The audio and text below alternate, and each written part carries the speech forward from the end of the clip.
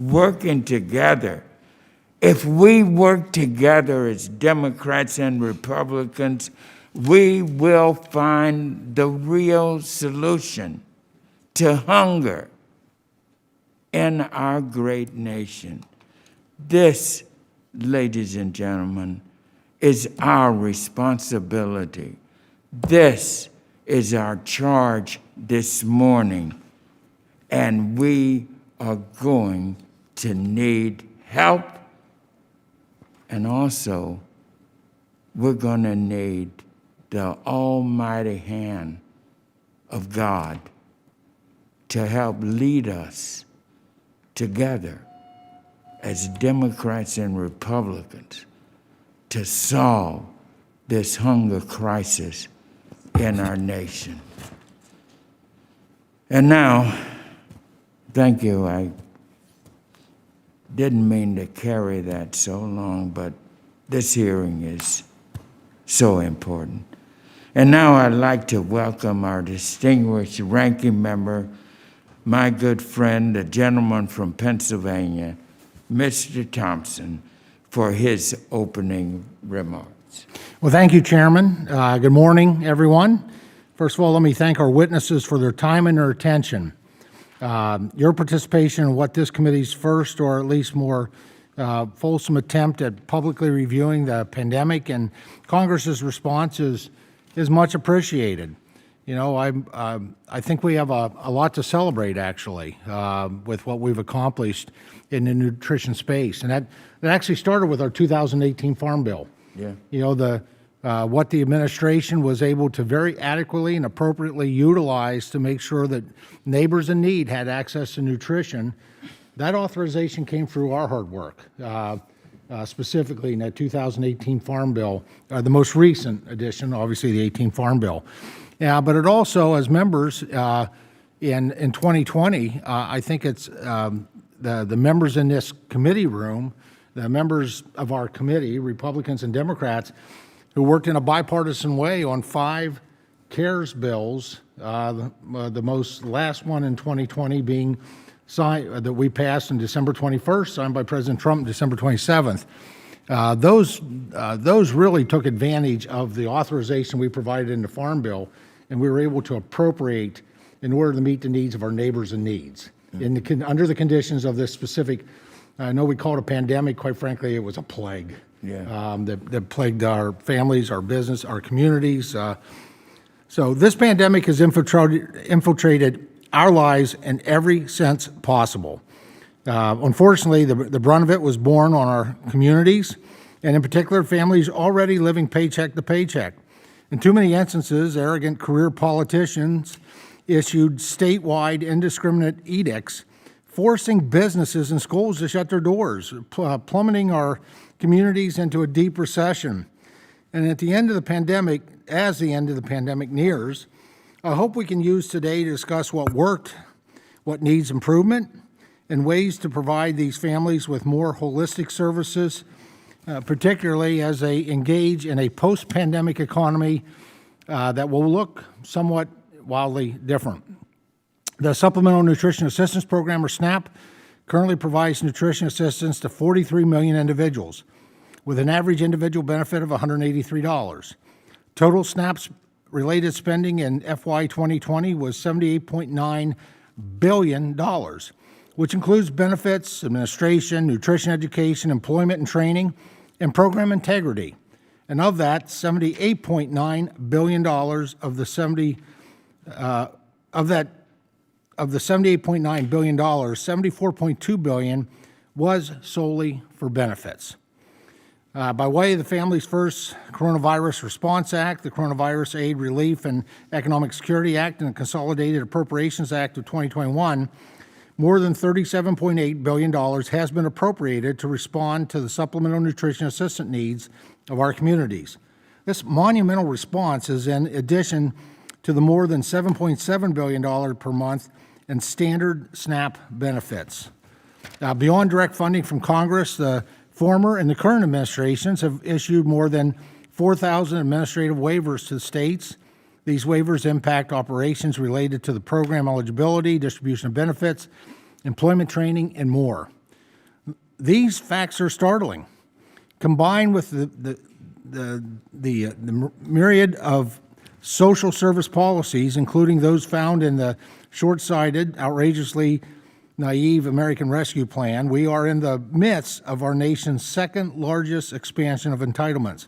And unsurprisingly, leading economists and Wall Street analysts have said key parts of the bill are poorly targeted to the specific needs of the crisis. You know, while my colleagues would like nothing more than for me to focus on their charade, I'm going to leave that conversation for another hearing. Today, it's about the response. The witnesses before us are everyday heroes. These are the folks who responded without hesitation to the needs of their communities, infested by a pandemic that took the lives of hundreds of thousands of our friends, neighbors, and family members. Whether it be the farmer who chose to donate their crop or the food bank who opened additional sites to be more accommodating, the witnesses before us and every single person who helps keep these entities operational deserve our thanks and our sincere appreciation, Mr. Chairman. We're so appreciative of them. And while the department is not represented in today's hearing, I must give them my accolades as well, particularly the former administration. Like it or lump it, the bulk of the response originated in the last Congress under President Trump. Quick-thinking folks implemented pandemic EBT and the Farmers to Families Food Box Program, two projects that remain remarkably beneficial to families in need. The latter continues to fall victim to inconceivable criticism, and there is always room for more solutions to the needs of our nation. The Farmers to Families Food Box Program has opened eligibility, making certain anyone and everyone in need, regardless of status, income, or household size, has supplementary access to nutritious foods that run the gamut from fruits and vegetables to meat and to dairy. I would say some of the most nutritional foods that we could ever provide through our nutrition programs. This program has provided more than 143 million boxes to households across the United States. And with this program, farmers were able to redirect their products, and American workers were able to sustain their employment or join new ventures, all to ensure fresh foods found their way into the homes of millions. Now, regardless of the cherry-picked hiccups this committee has heard about over the summer, the program has worked exactly as intended. And with that, my thanks to the witnesses once again for their participation, and I trust that Chairman Scott will continue to host additional oversight hearings across all programs and constituencies germane to this pandemic response. And with that, thank you, Mr. Chairman, and I yield back. Yes. Thank you very much, Ranking Member, and your comments were, as usual, excellent and well prepared and well delivered. You're very kind. Thank you. As chairman, I would request that other members submit their opening statements for the record so witnesses may begin their testimony and to ensure that there is ample time for questions. Once again, I would like to welcome all of our witnesses and thank you for being here. And I echo the ranking member's comments about our witnesses this morning. And I hope that people all across this country who are watching this hearing, tuning in, to please call a friend or neighbor and let them hear. Because the only way we're going to be able to respond to this hunger crisis is to listen, to learn from the people who are out there dealing with it every day. And our first witness is certainly exemplary of that. Our first witness, and I'm so pleased to welcome, is Mr. Kyle Waide. Please let me tell you of my own personal relationship with Mr. Waide. When we had a crisis in terms of helping to get food out as well as the pandemic testing. He joined with me as a partner, and we were able to get food at Mundy's Mill High School in Clayton County, where we fed over 6,000 people and tested them, saved their lives, and delivered food to them. And Ranking Member Thompson, I might say, our good friend, yours and mine, Sonny Perdue, who was Agriculture Secretary there, he was out there with me and Kyle Waide delivering baskets of food. And that's why I say this is truly a bipartisan venture. And so let me tell you just a little bit about Kyle Waide. He has been and is the president and the CEO of the Atlanta Community Food Bank. And he has served in that capacity for the last 5 years, going into his 6th year. He started as CEO and president ever since 2015. And he also serves as the chairman of the Southeast Regional Cooperative, and he is also the vice chair of the Georgia Food Bank Association.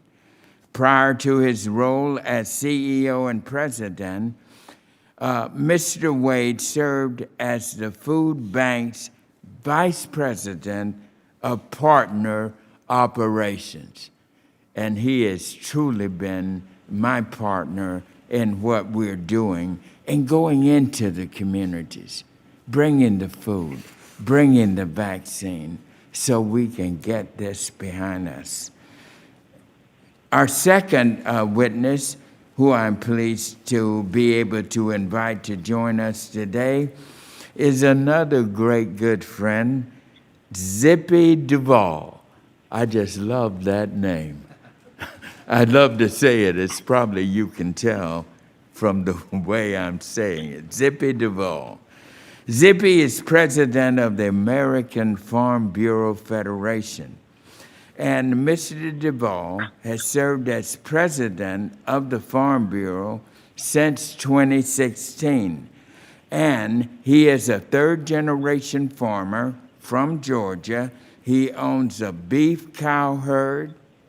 He raises broiler chickens, and he grows hay. What a farmer. Prior to serving as the AFBF president, Zippy Duvall was president of the Georgia Farm Bureau and served on the Farm Bureau's board of directors. And we're so delighted to have you with us, Zippy. Our third witness is Mr. Max McBrier. And Mr. McBrier has been with RaceTrac Petroleum for 29 years. And he has served as the CEO since 2019. And prior to his current role, he served as the Chief Financial Officer and Chief Supply Officer. He was born and raised in Georgia, and he owns and is the Chief Executive Officer of over 500 RaceTrac convenience store operations. Great to have you with us. Next, we will hear from Mr. Ron Edenfield, another great friend who has been an exemplary leader as a leader in the grocery side, grocery store ownership side of our agriculture and food industry. Mr. Edenfield is the president and CEO of Wayfield Foods, Inc. He co-founded Wayfield Foods in 1982 and now owns 9 locations across the metro Atlanta area.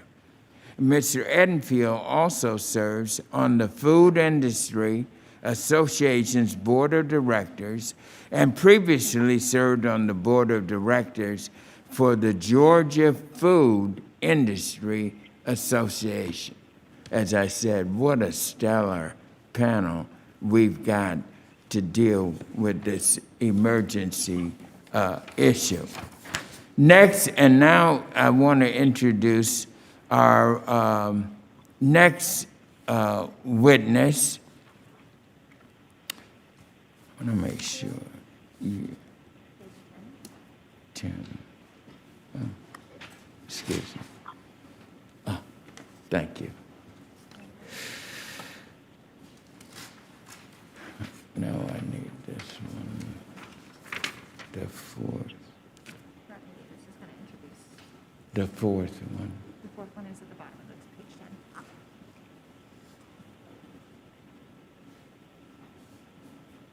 Oh, Mr. Edenfield, yeah. And then this is the last Oh, okay. And who is going to do the other one? Okay, good. Thank you. And now, to introduce our fifth witness, I'm pleased to yield to our colleague, the distinguished gentleman from Illinois, Congressman Rodney Davis. Thank you, Mr. Chairman, and thank you to Ranking Member Thompson.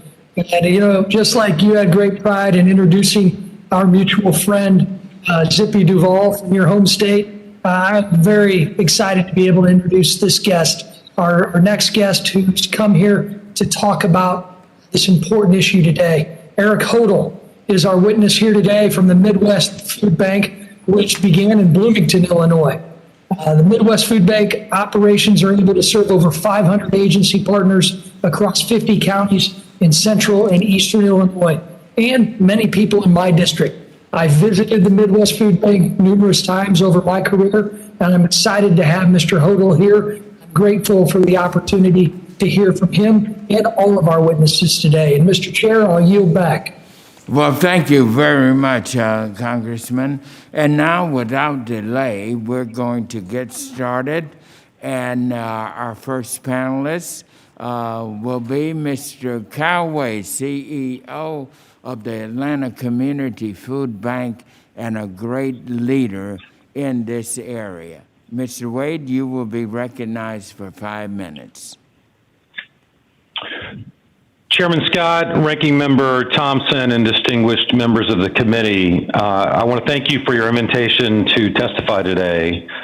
The Atlanta Community Food Bank, which I'm privileged to serve as CEO, is one of the largest members of Feeding America, the national network of food banks. Feeding America's 200-member food banks serve kids, families, and seniors in every county in the United States, distributing 7.5 billion pounds of food through a grassroots network of community-based feeding programs. In North Georgia, my food bank serves close to 900,000 neighbors, and we distributed 105 million pounds of food in the past year across 29 urban, suburban, and rural counties. The past 12 months have been the most challenging and the most inspiring year of our network that we've ever experienced. In March of 2020, food insecurity rates reached their lowest levels in 20 years. 12 months later, these numbers have grown by as much as 30%, and as many as 50 million people face food insecurity, including 17 million children. The crisis is touching people and communities of all backgrounds, with 35% of the people that we're serving today experiencing food insecurity for the first time in their lives. Communities of color and many rural communities are facing more severe increases in food insecurity. These communities were more vulnerable before the pandemic, and the crisis has intensified those vulnerabilities. Food banks across the country have responded creatively and aggressively to increased demand. In 2020, our network, as I mentioned, distributed 7.5 billion pounds of food, an increase of 43%. Half of that food came from fresh produce, milk, dairy, and animal proteins from our partners in the agricultural community. Food banks are doing this by dramatically increasing food purchasing and transportation capacity. We are providing financial support for our network of community-based feeding programs, many of whom operate out of churches and depend entirely on the commitment of volunteers. We are working with new partners, schools, business groups, local government, to distribute food in places and to communities where our existing partners could not meet the full demand. As Chairman Scott mentioned, we worked with him and other partners last year to operate large-scale drive-through sites where families could access testing and also receive food assistance. These pop-up partnerships are even more critical in rural communities where we've seen larger numbers of our existing partners forced to close. We couldn't have done this work, of course, without the support from our donors, and we are deeply grateful for the incredible support of the National Guard, which has deployed members to support food banks in many states around the country, including Georgia. Federal nutrition programs have been critical to helping food banks do our work. Food supplied by two federal programs, the Emergency Food Assistance Program, TFAP, and the Farmers to Family Food Box Program have provided food banks with substantial volumes of food, 50% of our total inventory in the Atlanta Community Food Bank since June. Sustaining our response will be impossible without ongoing support from USDA at similar levels. This is even more important for rural food banks, which face higher levels of food insecurity, fewer private sources of food, and as a result, depend on federal programs for 60 to even 80% of their total food inventory. We also believe the successful food box program can become more equitable and accountable by leveraging well-established distribution channels and high-capacity partners for moving this food. Support for food assistance through other nutrition programs has also played a critical role. SNAP is the most important of these programs, and it provides 9 times the amount of food that we provide through Feeding America food banks. We strongly support expanding access to SNAP, which will reduce the burden on food banks, reduce food insecurity, and stimulate local economies, especially in more rural areas. Looking forward, food bankers are preparing for a marathon. While we hope for a robust recovery, we expect to face historically high levels of food insecurity well beyond 2021. We're prepared to work with you to meet this challenge. We have the infrastructure, the partnerships, and the resources to do more. But to do more, we will need your help, especially in the form of additional funding for food. If the volume of federal commodities flowing to my food bank were cut in half, we would need to double our budget to replace it. And we simply don't have enough resources to make up that kind of difference over the long haul. I urge the committee, Congress, and the administration to keep your foot on the gas. Purchase more food through TFAP and other USDA programs, leverage high-capacity partners like the nation's food banks to move this food safely, efficiently, and equitably to the people and communities who need it, sustain the expansion of SNAP benefits, use waivers and other nutrition program flexibilities to make it easier for food insecure families to access food, and doing so will help our country recover faster. I want to again thank Chairman Scott for inviting me to testify. We celebrate the committee's interest in ensuring all of our neighbors have the food they need, and I look forward to working with you on that important goal and to answering your questions. Thank you. Thank you very much, Mr. Waide, and your testimony was certainly very revealing and very well received. And now our second panelist, Mr. Zippy Duvall, President of the American Farm Federation. You are recognized for 5 minutes. Good morning, Mr. Chairman and members of the committee. My name is Zippy Duvall, and I'm president of American Farm Bureau, but I am a third-generation farmer in Georgia. And I'm pleased to be here to offer the testimony on behalf of the Farm Bureau members across the country. When COVID-19 hit, it presented extreme hardships to America. But farmers were left with nowhere to go with their crops, the dairy and the livestock due to supply chain disruptions. And we found lines at our food banks over a mile long in some cases. Our nation's food insecurity was becoming more apparent every day, and it was imperative that something be done. As farmers, our mission is to feed our communities and our country. We were heartbroken that the produce, milk, and meat that we worked our heart and souls out to produce wasn't reaching Americans that desperately needed it. Farmers across the country took it into their own hands to address hunger. Our county and state farm bureaus worked with churches and community centers to help meet the need. And help, we did.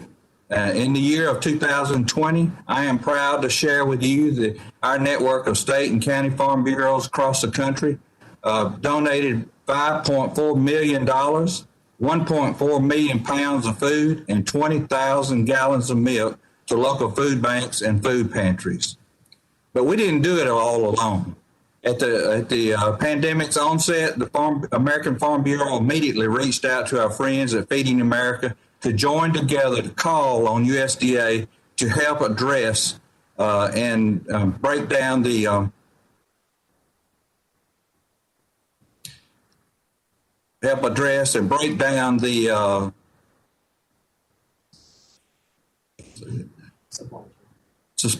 breakdown in the supply chain. Some farmers had no outlet to sell directly to consumers, and many Americans had no access to our local farmers. And some didn't have the financial means to purchase the food. USDA quickly answered the call by standing up the Farmers to Families Food Box program, which played a critical role in addressing hunger by delivering more than 140 million food boxes across the country. Even in times outside of a pandemic, strong farm policy, the work that this committee does, is critical and critically important to addressing the fight against food insecurity. The United States is known as the breadbasket of the world. As a farmer, Georgia farmer, there is no greater honor in my book than to claim that title. Yet food insecurity has crept into the rural communities, into our schools, and into our neighborhoods. To further address this need, benefits under the USDA Supplemental Nutrition Assistance Program have increased more than $7 billion per month, 60% higher in pre-pandemic levels, and helping millions of Americans each day access food. I must tip my hat to you, Congress and Congress, for making the USDA focus on this need by including the funding in the last COVID relief package. As those who produce the food, we feel a duty to make sure that everyone in America is fed.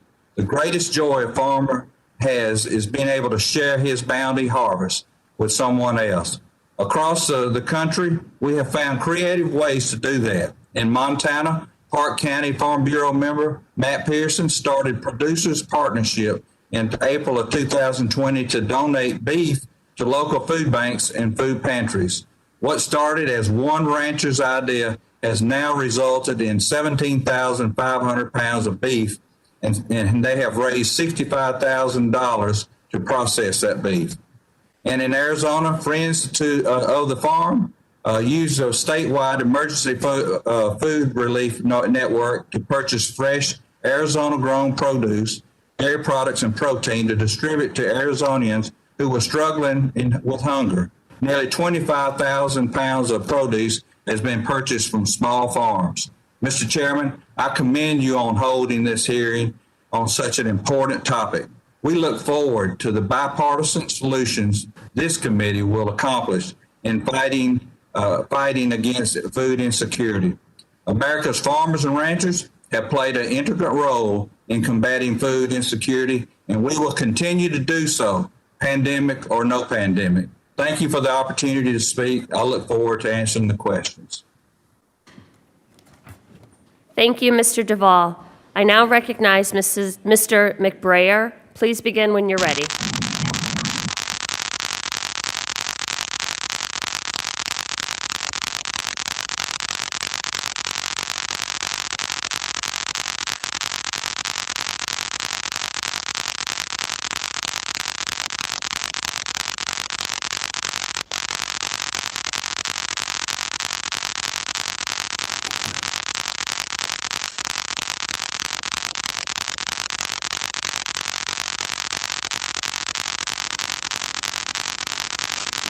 Okay, we'll go on to the next witness to give Mr. McBrayer an opportunity to figure out what's going on. So, Mr. Edenfield, please begin when you are ready.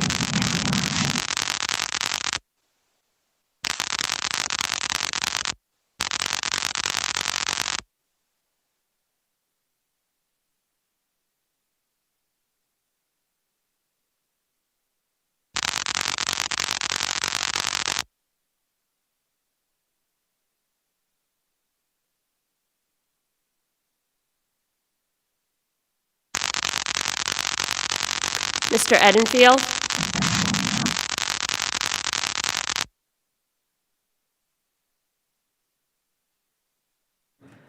Okay, I recognize Mr. Hodel. Mr. Hodel, if you're ready to proceed, we'll hear from you.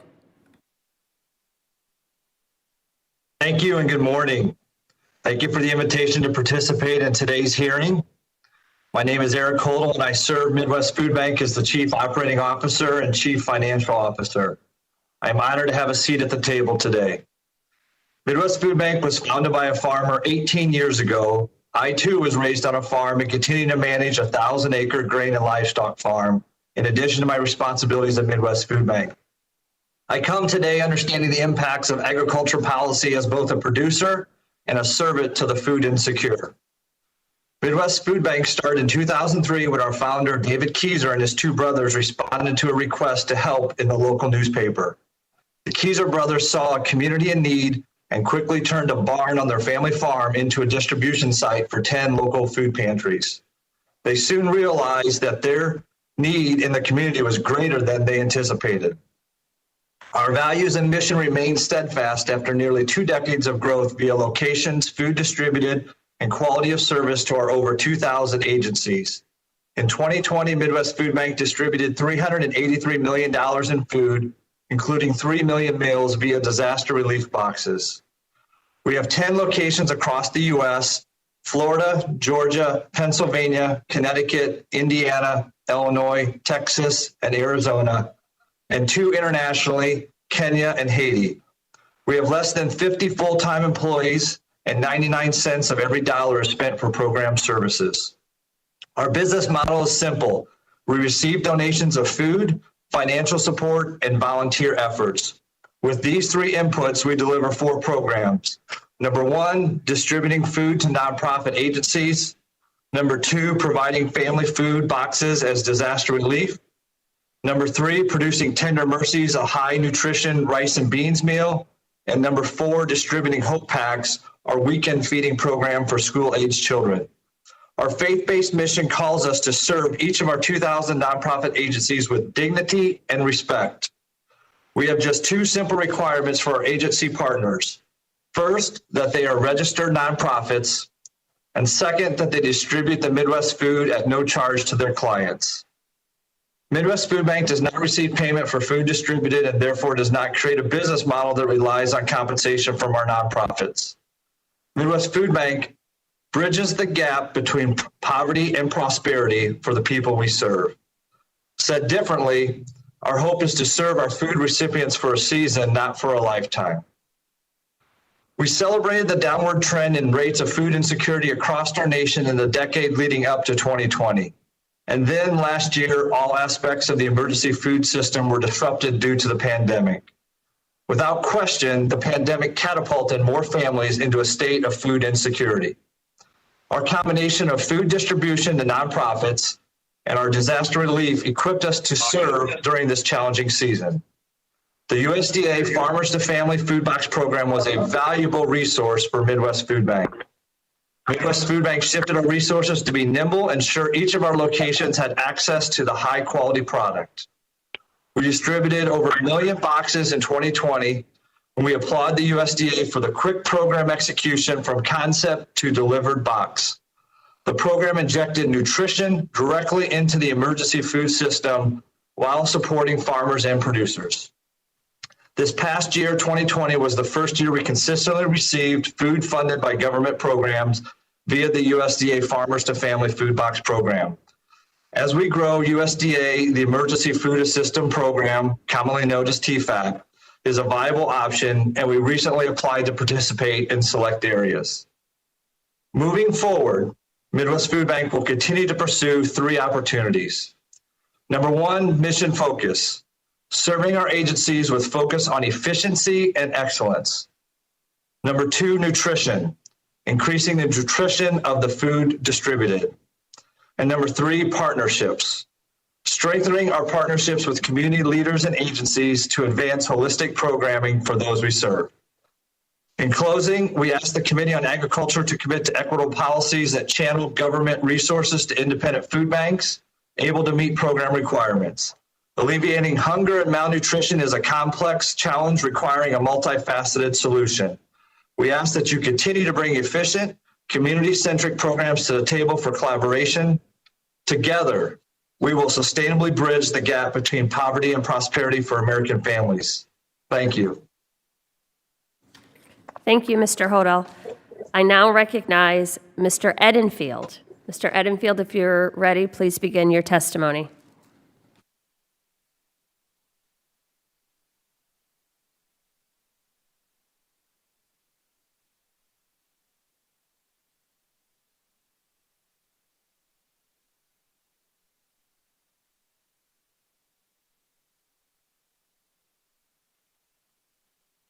Mr. Edenfield, I think you're muted.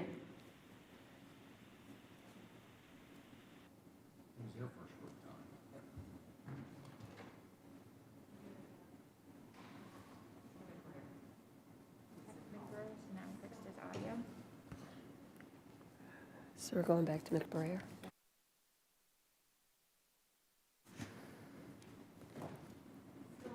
Oh. Okay, we'll go to Mr. McBrayer. Mr. McBrayer, if you're ready, please begin your testimony. Hello, this is Max McBrayer.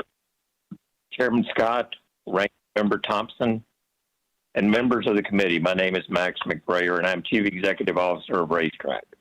Thank you for inviting me to share what RaceTrac is doing to combat food insecurity in America. Headquartered in Atlanta, Georgia, RaceTrac is a family-owned business that has been serving guests since 1934. RaceTrac, together with its franchise brand Raceway, operates over 750 convenience stores across 11 states, employing nearly 10,000 people. Almost all of our stores that redeem SNAP are open 24 hours a day, 7 days a week, and nearly 20% of them are in rural communities. Over 10 years ago, in response to changing customer demand, we embarked on a journey to provide more healthy, fresh, and perishable food products to our guests. Today, all of our locations have robust, diverse food service operations. Food is increasingly our biggest customer draw. RaceTrac now sells over 12,000 pieces of fresh fruit a week, and in 2020 sold almost 800,000 bottles of milk and close to 500,000 fresh sandwiches. 10 years ago, RaceTrac also began to participate in SNAP. Today, all RaceTrac stores and 98% of Raceway stores redeem SNAP benefits. The RaceTrac stores alone, we process 3 million EBT transactions per year. Our stores have been designated critical infrastructure by the federal government and have remained open throughout this pandemic, providing food and fuel to the public. COVID-19 has exacerbated food insecurity in the United States. At RaceTrac, we have seen this impact firsthand. RaceTrac has seen a 65% increase in EBT dollars used at our stores. Raceway stores, which tend to be located in more rural communities, have seen a 102% increase. Guests are constantly coming into our stores and asking if we accept EBT dollars. Not only are we seeing an overall increase in SNAP purchases among adults, including homeless adults, we have seen an increase among students who will use EBT before and after school to purchase snacks or lunch. RaceTrac's participation in SNAP is critical because it enables beneficiaries to conveniently access approximately 1,700 competitively priced EBT-eligible products. Low-income Americans often work and shop for food during unconventional hours. Our stores are often the only easily accessible retail food store located in a particular area, and our stores are open during extended hours when other larger food retailers are closed. For that reason, Having RaceTrac and other small format stores participate in the program benefits many SNAP recipients who save time and resources by not having to travel inconvenient distances from where they live or work to purchase milk and bread. Congress created SNAP to alleviate hunger and malnutrition. To maximize beneficiaries' access to food, lawmakers intentionally designed the program to ensure that both large and small retailers could participate. This approach has been successful. RaceTrac and other small format retailers serve an important role in SNAP. We provide convenient locations for SNAP beneficiaries to access affordable food at any time they wish, day or night. No American should go hungry. I hope we can continue to work together to fulfill the program's goal. Our industry's unique format and business model has been and should continue to be a meaningful asset in the government's effort to combat hunger in the United States. We hope to remain active partners in SNAP in order to provide essential food access to the thousands of people in our communities who have come to rely on us. Thank you for the opportunity to testify. I'm happy to answer any questions you may have. Thank you, Mr. McBrayer. I now recognize Mr. Edenfield, if you're ready to begin your testimony now.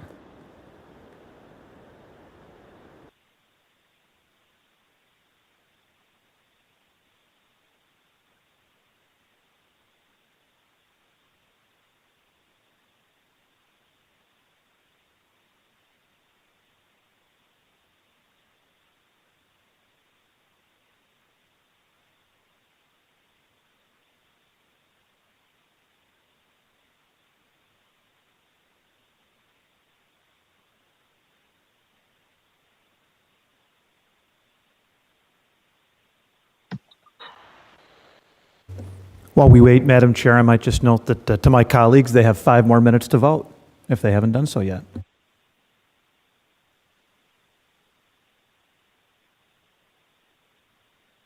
Two for One Fresh SNAP Produce Purchase Program with the assistance of the Food Insecurity and Nutrition Incentive Grant known as FINI 2018-2019. We see the importance of these programs to our customers when they're going through difficult times. Since the pandemic hit, I've never been prouder of our 500-plus associates dedicated to serving our community. When Georgia Department of Labor became overwhelmed with unemployment claims, we heard horror stories from our customers who went months before they received any benefits. Many are still facing this challenge, but those individuals, SNAP has been a lifeline for getting food on the table and the emergency allotments that increase benefits to maximum are critically important. When the schools in Atlanta closed due to the pandemic, many customers had to quit their jobs to care for the children. Feeding the children became a real struggle for those who rely on free and reduced price school meals. Thankfully, the Families First Corona Response Act 2020 that you passed allowed USDA's Food and Nutrition Service to facilitate the distribution of pandemic EBT to families affected by school closures. Georgia families received a one-time allotment of $256.50 in PEBT benefits per child based on a calculation of $5.07 per day for the 45 days the child missed last year. Unfortunately, there have been no PEB benefits issued for this school year, though we're now 7 months into the year. While the PEBT program is not under the jurisdiction of this committee, I encourage you to work with the House Education and Labor Committee to examine the program and its challenges. The model is a good one. The delay is inexcusable. I would encourage this committee to consider PEBT model for summer feeding programs that are under your jurisdiction as well. I also want to comment on the food boxes that were delivered to supplement families in tremendous need. I know without a doubt that the existing food partnership that distribute funds through an EBT card or through food banks are far more efficient and give parents the opportunity to shop at their convenience and to purchase the best food for their children. Just imagine the frustration of a parent who receives a food box containing peanut butter, but a child with a peanut allergy. Our grocers saw increased sales. We were confronted with a significant number of costs to keep our associates and our customers safe. The national data, FMI, the Food Industry Association, has collected for more than 40 years finds that the supermarket industrial profit margin has never hit 2%. Perhaps the industry may hit 2% margin this year, but for my associates and for many other retailers, that profit goes back to them through our employee stock ownership plan. In spite of these increased costs, I'm proud to say that the food retail industry continues to be the largest private sector donor to Feeding America. According to their 2020 annual report, food retailers donated more than 1.5 billion meals to Feeding America network last year. Although your committee does not have jurisdiction over the WIC program, I did want to share my frustration that Georgia has still not transitioned to e-WIC. Although every state was mandated to transition to e-WIC by October 2020, Georgia received a waiver to extend their timeline. We're now hearing it could be another year before Georgia's ready to launch e-WIC. When we talk about food insecurity, we recognize that SNAP is an important stabilizer for low-income families, and it's also a powerful economic stimulator for the local economies. In conclusion, addressing an issue as complex as food insecurity requires all of us to work together. Edenfield Foods will continue to work with our partners to increase access to quality food in our communities and are pleased to see the result of this work in healthier customers. I may be biased, but I think the House Agriculture Committee has the right person leading this important work at this critical time. I'd be pleased to answer any questions you have. Thank you.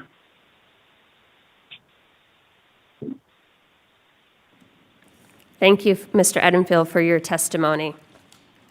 Without objection, Mr. Sanford Bishop, our soon-to-be fellow committee member, will participate in today's hearing. Hearing none, so ordered. Welcome, Mr. Bishop. At this time, members will be recognized for questions in order of seniority, alternating between majority and minority members.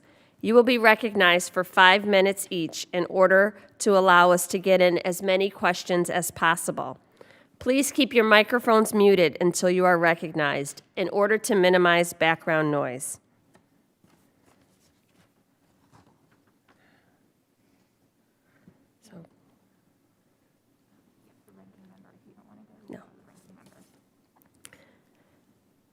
I now recognize the ranking member, the gentleman from Pennsylvania, Mr. Thompson. Madam Chair, if it's okay with you, just out of respect for colleagues that are going to be eventually traveling here, I'll defer to the end. It's okay with me. Okay. I now recognize Mr. Costa, and immediately after Mr. Costa, I'll recognize Mr. Scott from Georgia. Thank you, Madam Chairperson, and I want to thank the chair as well for holding this important hearing on food insecurity in America.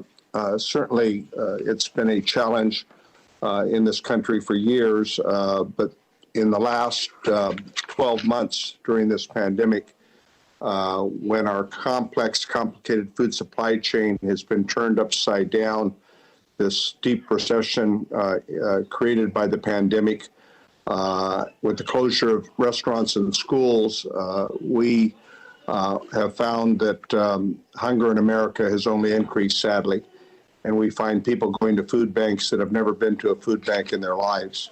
I represent a congressional district that has a significant poverty. Almost 24% of my constituents are enrolled in SNAP, the second highest in California in congressional districts. Yet it's one of the most productive agricultural regions in the entire country. Such a contrast, sadly. So we need to do a better job of connecting the resources. This hearing is an important attempt to do that, and I want to commend folks. Clearly, it's been indicated by the American Enterprise Institute that increased benefits over the last year, and I do want to commend Secretary Perdue and the efforts that the Ag Committee, working together with the USDA last year, did to put the food box program together to provide supplemental support for our food banks and for our religious organizations to, in fact, try to bridge the gap as a result of the increased hunger that resulted in that. The Enterprise Institute report indicated that increased benefit has helped keep the lid on poverty at about 11% in the last 12 months from going higher. It could have been higher. Mr. Waide, I want to thank you for all that you've done to help people. You mentioned in your testimony that just 10% increase in SNAP benefits is equivalent to doubling access to all food provided through our nation food bank. Could you speak a little more about the importance of the 15% increase that SNAP has had during the pandemic and the importance of SNAP benefits going forward as we provided in this most recent COVID package? Yes, and really appreciate the question. SNAP as a program is really the nation's first line of defense against hunger. Certainly, it's our safety net. It's our safety net. Certainly, food banks do extraordinary work leveraging public and private resources to get much-needed food into the hands of folks who need it. That said, just in terms of the scale at which these programs operate, SNAP operates at a much larger scale. And so, as I said in my testimony, if we reduce SNAP by 10% or expand it by 10%, that is the equivalent, that change is the equivalent of the entire volume of the food that is provided through Feeding America food banks. What SNAP really allows people to do is to, and Mr. Edenfield spoke to this, is to be able to use the existing food supply chain, which is well-established, highly sophisticated, highly accessible to people all over the country, and to simply use resources very efficiently to get the food that they need that is right for their families. I think that's an important point, but my time is limited here. So I want to ask one more question, if you don't mind. Mr. Duvall, I want to thank all of your good work on behalf of the American Farm Bureau. As you know, I work very closely with a lot of the farm bureaus throughout California. Your testimony about the importance that farmers take and the pride that they do in feeding communities, feeding America, I would say farmers and farm workers.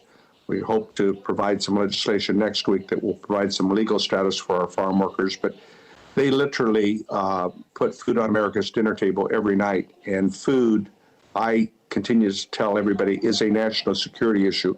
Could you elaborate on the importance of SNAP to rural communities from your perspective, Mr. Duvall? Zippy? Yes, thank you, sir. And it's good to be with you today.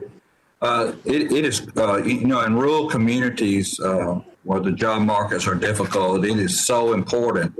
The SNAP program is so important in those areas. Our rural communities continue to struggle for a number of reasons, whether it be healthcare, whether it be education, whether it be lack of broadband, whatever it might be that brings jobs there. And that's what's important. We need to rebuild our rural communities, make sure that they have the broadband, help us create some jobs there for our people. But those programs are vitally important. Thank you. I appreciate it. We need to focus on rural America as well, and thank you for your good work. My time's expired. Thank you. Thank you. Thank you. I now recognize Mr. Scott from Georgia, followed by Mr. McGovern from Massachusetts, if you could ready yourself. Thank you, Madam Chair. And Mr. Waide, I want to thank you for your comments on the successful food box program. I was there at the Atlanta Farmers Market when then Secretary Perdue came down, and the thing that I noticed about that the Farmers Box is that's the same high quality food that my family might enjoy if my parents were coming over for dinner, fresh produce and other things, and it's just a different quality than the food boxes that I've helped pack with Second Harvest in South Georgia, and I think it's important that we have the combination for people as we work to help alleviate these challenges in these really unprecedented times. So I'm happy that we're having this discussion and we're not attacking the food box program. So I want to thank all of you that complimented it, and I want to thank the Democratic Party for their support of the food box program. I think it's important that we do anything and everything we can do right now. I want to, Zippy, say hello to you. It's been a while since I've seen you. Look forward to seeing you back in Georgia, NDC1.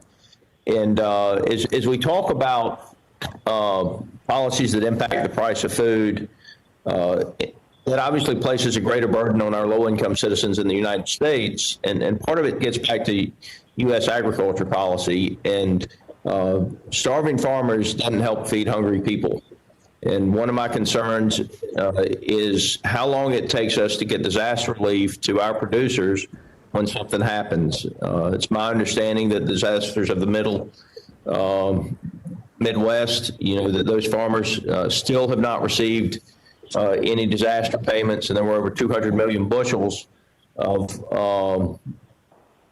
corn and soybeans and other things destroyed through the storms of August 10th and 11th. Zippy, could you talk about the importance of the resilience of our ag producers with regard to the food supply in the United States? Sure, Congressman. I appreciate the opportunity. Look forward to seeing you real soon in person too. Farm programs are so important to our rural communities. It bolsters the economies in the rural communities, and that, it's just simple as that. When we bolster their economies, we feed people. And you're exactly right. Starving farmers can't feed starving people. So to make sure that our country's food insecurity becomes better, that we make sure that all our Americans are fed, we have to have strong farm programs as we move forward. It is important that our farmers are surviving and being able to get through the natural disasters and the fluctuation in the prices that we see. Zippy, there's been a lot of talk about the challenges of minority farmers. I see it as challenges for small farmers. I mean, the margins are so thin in agriculture right now, and they have been for many, many years. If things like waters of the U.S. and restrictions on pesticides and other things that we use in the inputs of our food supply chain are restricted, and the cost of producing a crop goes up, what would the impact be on the food supply chain if the cost of inputs on the agriculture producers go up? Because we all know that the food that we buy off the shelves at the grocery store, it starts with the inputs on the farm, and the next step is the harvest, and then it actually makes it through processing into the grocery store. Yes, if you increase input costs, it's going to be extremely hard to continue to help feed the people in our country. You're exactly right. If it costs us more to produce it, it's going to cost the consumer more to buy it. And it is important that we streamline regulatory oversight of all the tools that are coming down the pipe for our farmers to use. They need to be efficient. And you talked about small farmers. We got enough barriers in a way. We don't need to create more barriers with overregulation. Mr. Duvall, thank you for your testimony. I'm extremely concerned about all of our small farmers out there, the lack of the margins. The fact of the matter is when you spend $100 at the grocery store, maybe $1 of that ends up being positive revenue to the farmer out there. And so again, thank you for your testimony. Appreciate the work of the committee. And just want to make sure that we have a balanced approach to solving this challenge of hunger in the country. Thank you. I now recognize Mr. McGovern from Massachusetts, followed by Mr. Crawford from Arkansas. Thank you very much. And I want to express my appreciation to the panel for their excellent testimony today. And I want to thank Mr. Waide in particular for reminding us that while the crisis that we're dealing with right now is new, this issue of hunger for many in our country existed long before the crisis. And I think one thing is clear, and that is the federal response, our response, was inadequate then, and I still believe it is not adequate now, that there is more that we need to do. And I disagree with the ranking member who took a pot shot at the American Rescue Plan. I think it is important that we extend the 15% increase in SNAP. And by the way, I would say that not just through September, but we got to make it permanent. The average SNAP benefit is about $1.40 per person per meal. That is, you cannot live on that. A cup of coffee is more than that now. So we need to be thinking immediately about making that increase in SNAP permanent. And I would suggest, I appreciate the chairman of the Agriculture Committee doing this hearing, but we also need to appreciate the fact that if we're going to solve the issue of hunger, it falls under the jurisdiction of multiple committees, not just the Agriculture Committee. And we got to think seriously about doing joint committees with Ways and Means, with Education and Labor, and other committees that have some jurisdiction over a piece of the response to ending hunger. We need a holistic approach to this. And I'm grateful that President Biden and Vice President Harris have talked about the importance of dealing with the issue of hunger. And I hope that we can get some bipartisan support on a couple of requests that I've made to the administration. One is I think they ought to appoint a hunger czar, or my friend Jose Andres calls for a food czar, but somebody who can coordinate an effort to kind of connect all the dots. Again, just like we have multiple committees here in Congress that deal with the issue, there are multiple agencies and departments that deal with the issue. And, and unless there's somebody bringing everybody together in a room, it's hard to have a holistic coordinated response. I also hope that people will support an effort that I'm trying to convince the administration to undertake, which is to do a White House conference on food, nutrition, health, and hunger. Again, I don't want to manage this problem. I want to solve this problem. FRAC points out that right now we have an estimated 50 million Americans, including 17 million children, who are hungry or food insecure. Every one of us should be ashamed by that statistic. We're the richest country in the history of the world. We should not tolerate that at all. And I think, I would like to call on the president to make this one of this administration's priorities. Do a conference on this issue. Bring together struggling families. Bring together the food banks, our mayors, the advocates who are on the front lines doing such incredible work. Those of you who are on this panel could play a role. Bring our medical experts, our schools, our business community, our farmers. Bring everybody who has a role in this together, and let us piece together a holistic response to this with goals and benchmarks to see whether we are reaching those goals and those benchmarks. Hunger is a political condition. I mean, we have the resources. We don't have the political will. And I'll just, finally say that, everybody in Washington, you're never going to find anybody who's going to say they're pro-hunger. I mean, notwithstanding some of the votes that some people take. But the bottom line is, we have to do more than talk the talk. We got to walk the walk. And I think that we need a dramatically different approach.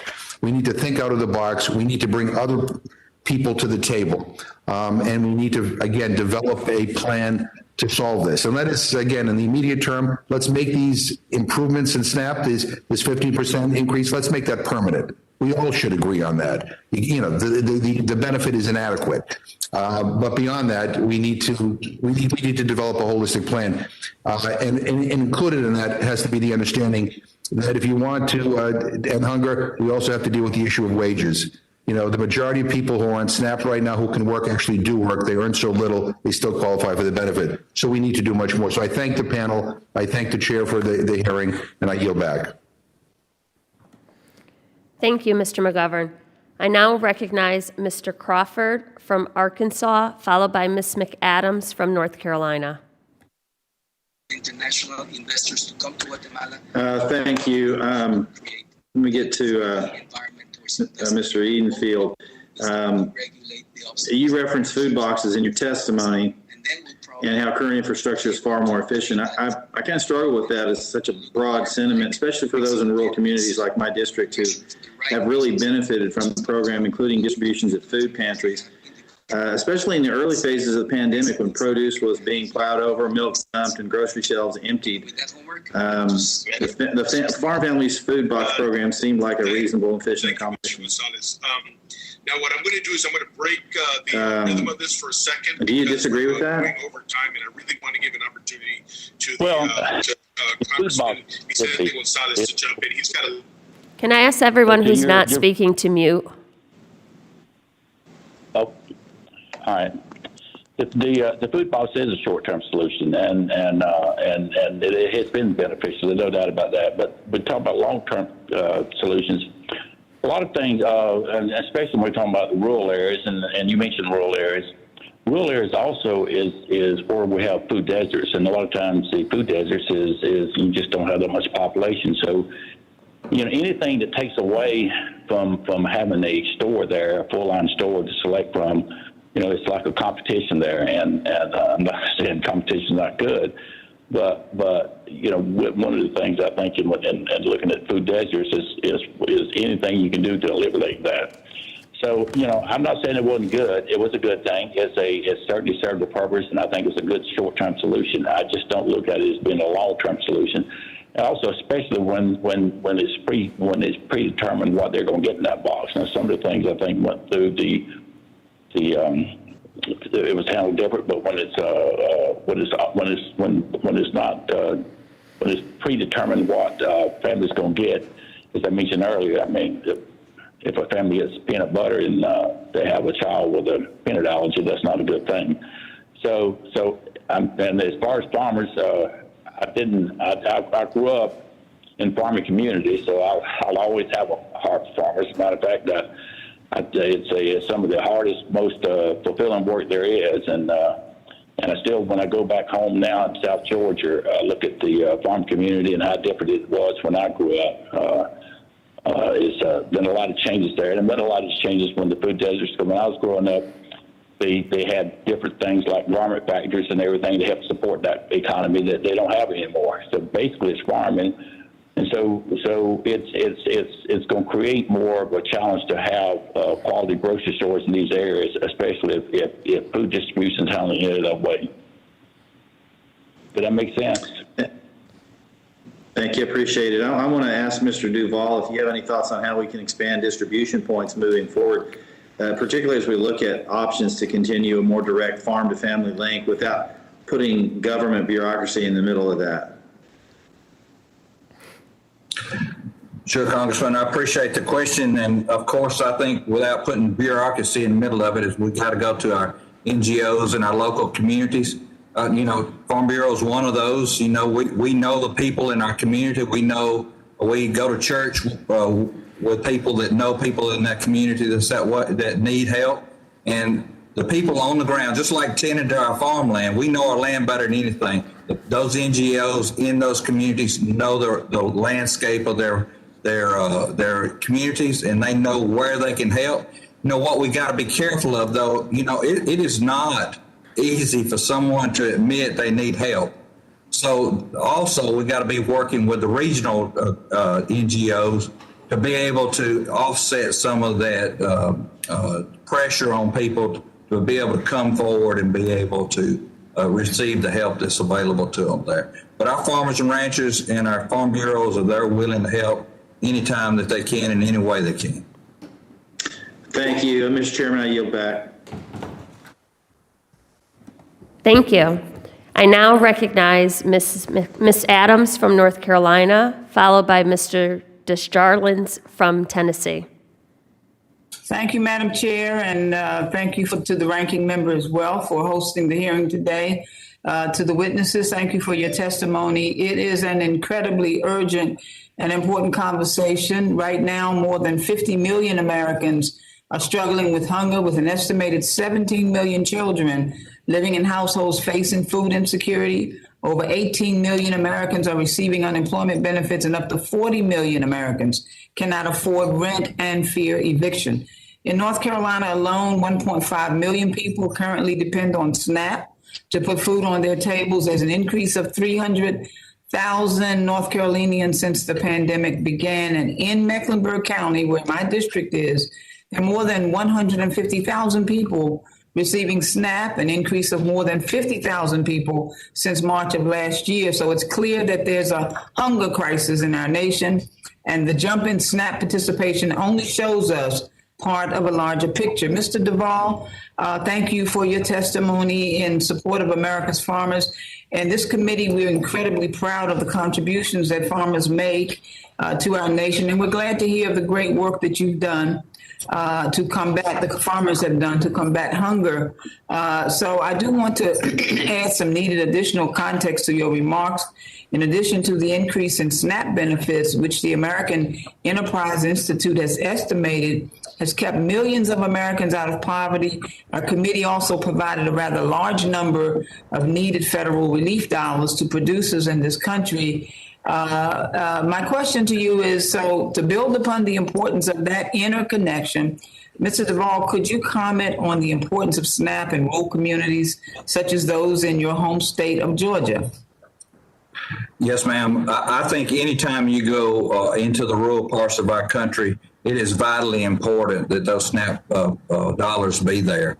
On a previous question, I talked a little bit about rebuilding our infrastructure that would bring jobs back out to our rural communities, and that is hopefully going to come through this Biden administration and through y'all in Congress. But it is vital. We have seen a increase in cost of food to families that are going to the grocery store to buy it of about 6%, where normally on a year-to-year basis it's about 2%.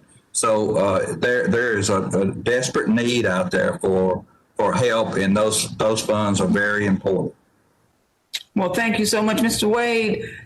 In my district, Loaves and Fishes, a nonprofit that provides groceries to individuals in Charlotte, Mecklenburg in short-term crisis, has a program that provides an unutilized perishable TFAP foods to those in need. It alone has increased from serving around 500 people per month pre-pandemic to serving between 5,000 and 7,000 per month. So can you expand on how the COVID-19 pandemic has affected the way you store, handle, and distribute food, and how you've managed those hurdles? Thank you for the question. I think the key challenge that we faced from the pandemic and how we operate is really in the distribution methods. So rather than ask clients at food pantries to come inside, shop for food, and then leave, we've really pivoted to a mobile distribution model where people are driving through parking lots and we're putting food directly in trunks or in cars just to maximize people's safety. I think there's been a huge influx of perishable product through the food box program and through other sources of food that we've relied upon significant investments in our infrastructure in freezer cooler capacity to help handle that food. And then, of course, we have had to buy a lot of food. My food bank alone is purchasing $1 million or more per month in food purchases, about 5 times what we were doing prior to the pandemic, and we think that's going to continue kind of indefinitely. So those are some of the ways we've had to adapt, and we expect to have to operate in this way for a number of months to come. Well, thank you for all that you do. I had a Kellogg fellow who was in my group, Bill Bowling, who worked with the Atlanta Food Bank. Is he still with you? So Bill was my predecessor, and right now he's failing at retirement. Okay. When I saw the Atlanta Food Bank, I looked and I said, "You don't look like Bill." But thank you for all your work. I yield back, Madam Chair. Thank you, Ms. Adams. And now I recognize Mr. Desjardins for 5 minutes. I thank the chair and thank our witnesses for being here today for this important hearing. Mr. Duvall, as you know, the average U.S. family spends just shy of 10% of their disposable income on food, while other countries experience much higher food costs and spend higher percentage of their disposable income on food. Many of these countries employ market-distorting farm policies or no farm policy at all, leading to much volatility and availability of and price of their food. What role does farm policy have in stabilizing the availability and price of food in the United States? It plays a huge role because these farm programs, they bolster the economies in our communities. And as you bolster the economies, we also producing the food and generating the money in our communities to be able to feed our hungry people there. We're the bread basket of the world. We're known that, and we're proud of that. And we should never have hungry people in our communities and across this country. So we look forward to working with y'all to find other solutions to be able to solve this problem. Okay. We touched upon this the last time you were here, which wasn't long ago, so it's great to have you back. But, here in the committee, we strive to be very conscious of how policies may impact the price of food and in turn place an even greater burden on those struggling to feed their families. I'm greatly concerned when I hear priorities of folks across the aisle, particularly as it relates to imposing burdensome regulations on farmers, whether it be for climate change, WOTUS, or even restrictions on crop protectants and provide cost-effective ways to manage the risk of weeds and pests. Do you share these concerns, and what is the impact on the overall food supply chain if we arbitrarily increase the cost of production on our farmers and ranchers, and who winds up paying for these mandates? Well, of course, first of all, we need to be as efficient as we can and do that. We need to streamline the approval of the new tools that are being coming down the pipe for our farmers to be more efficient. And then, of course, if you raise the cost to produce that food, someone's got to pay for it, and it's going to be paid for by the consumer at the end of the chain. So farm programs play a role in making sure that we keep the fluctuation of prices from going up and down, and our risk management tools are vitally important to making sure that we can protect our farms and be there year after year after year. So all of this put together helps our country be food secure.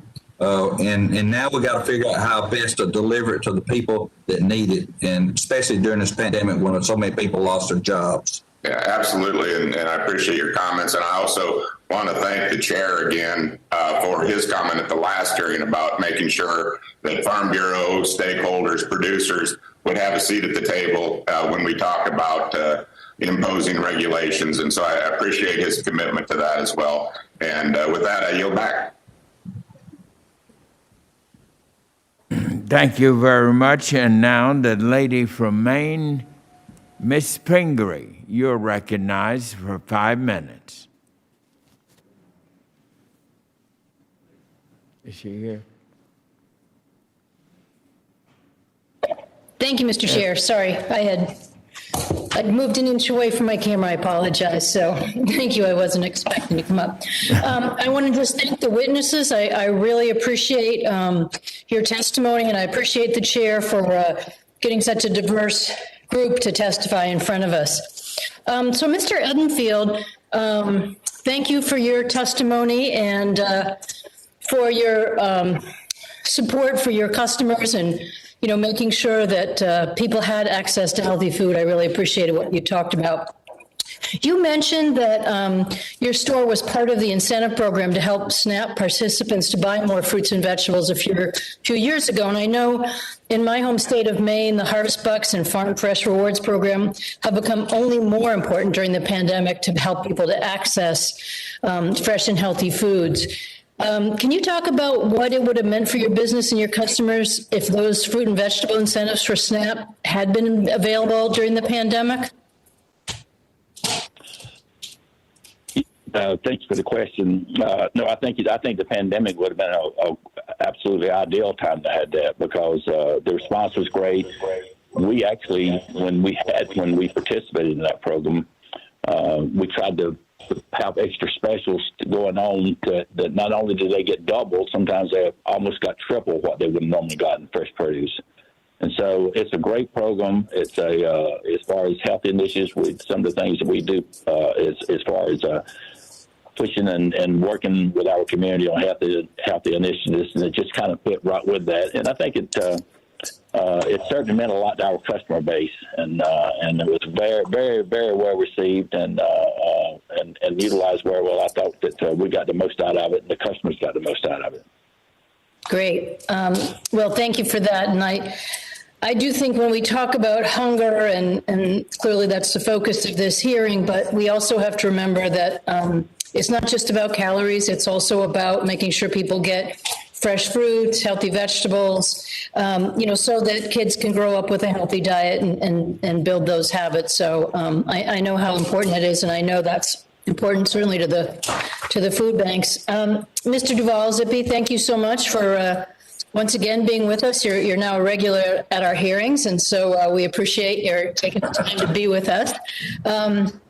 I've been working on this issue of reducing food loss and waste, and it's such a strange contrast in our country to be wasting about 30% of the food, yet we have so many people going hungry, and that was really exacerbated during the pandemic, particularly in the early days, and you mentioned that it was just heartbreaking to watch farmers having to slaughter animals that couldn't get to the slaughterhouse or plow under fields of vegetables, and I appreciate the work that you talked about making sure that farmers could get that food, but sometimes I hear that there are obstacles for farmers who want to donate food or just even make the connections to make sure that food can get to the places it needs to be. Can you talk about that? Have you seen farmers experience an issue around donating or just the obstacles of getting the food where it needs to go?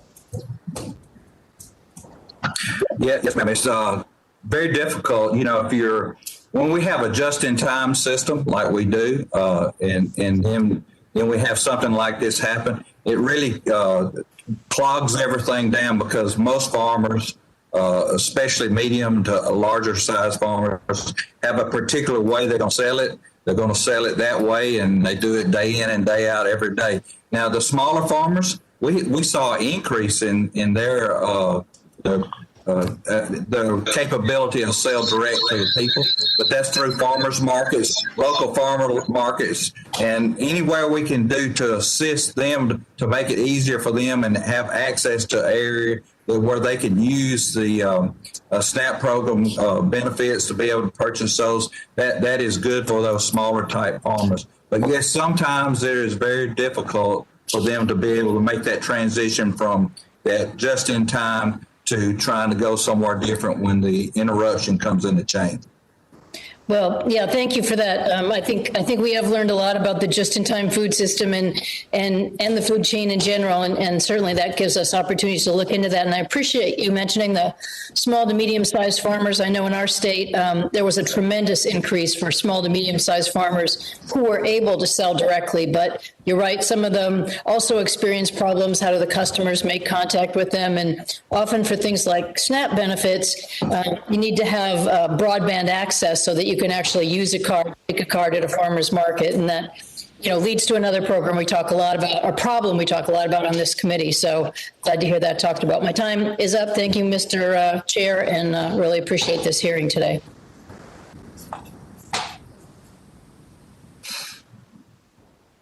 Thank you very much. And now the gentleman from Illinois, Mr. Davis, you are now recognized for 5 minutes.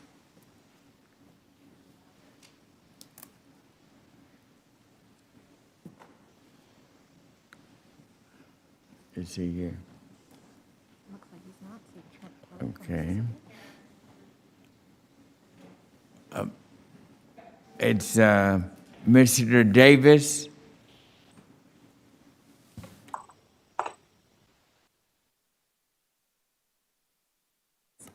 Okay, we will then move to Mr. Mann from Kansas.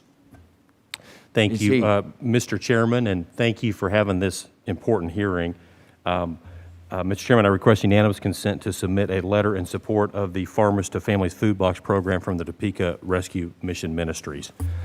My question is for Mr. Hodel. The Midwest Food Bank is active in combating food insecurities across the U.S. and around the world and works with more than 2,000 agencies to distribute food. Within the U.S., the Midwest Food Bank's reach spans both urban and rural communities. Definitely understand and appreciate that. And including those that look like rural areas that I represent throughout the big first district of Kansas. Could you tell me a little bit, if you would, about your work in rural communities and how your organization, has adapted and is adapting to meet the needs of our rural citizens? Yes, thank you, Mr. Mann. I appreciate the question. The way our distribution model is set up, we're very focused on reaching the rural communities, and a lot of that is done through remote or satellite distributions. And so we'll take semis out of our main warehouses, and we will work with other organizations, other businesses, and bring that semi load of food of both frozen, cooled, as well as shelf-stable food.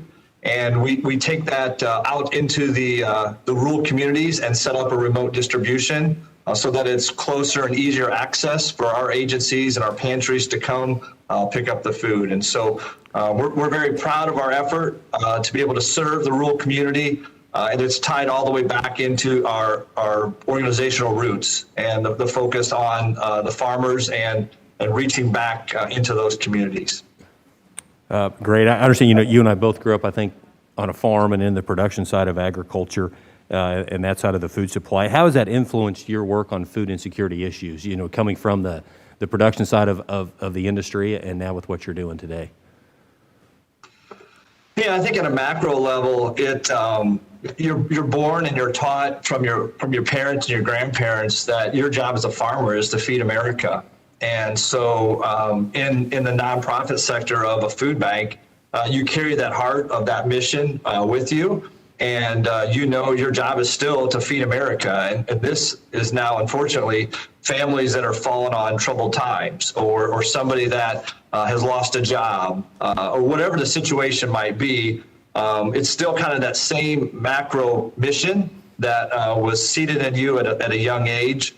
So for me, it's an easy transition to go from both the producer as well as an organizational leader to make sure that mission is fulfilled, and then you are helping somebody get fed just equitably and without discrimination. Yeah, well, I appreciate what you all do. I represent the Big First of Kansas. A lot of farmers, ranchers, livestock producers who are trying to feed the world, care a lot about hungry people throughout the country in their communities, and really appreciate you all being on this panel and serving with us today. Thank you. With that, Mr. Chairman, I yield back. Thank you very much. I'm going to take my questions. I wasn't here at the very start, and I want to thank Ms. Hayes for stepping in for me. The real fundamental question that I want to get each of my guests, all five of you all are so distinguished. Mr. Waide, Mr. Duvall, Mr. Edenfield, Mr. McBrier, and Mr. Hodel. If you had to put one thing, what would be your major thing as to why we are now in this hunger crisis? We need to get that question answered from each of your variety of perspectives, because you each come from different perspectives. But if we are going to get the right answer, we've got to make sure we ask the right question. And that is, if you could share with us why we are in this hunger crisis today, what would be that one major thing in your mind? Each of you, quickly, please. We'll start with you, Mr. Waide. Well, thank you, Chairman. Great question. I think fundamentally the answer is that an extraordinary number of American families have experienced economic disruptions as a result of this crisis, and they were, prior to the crisis, at a place of real vulnerability where they couldn't absorb the kind of economic impact that they faced as a result of losing jobs, of having their kids out of school, and so forth.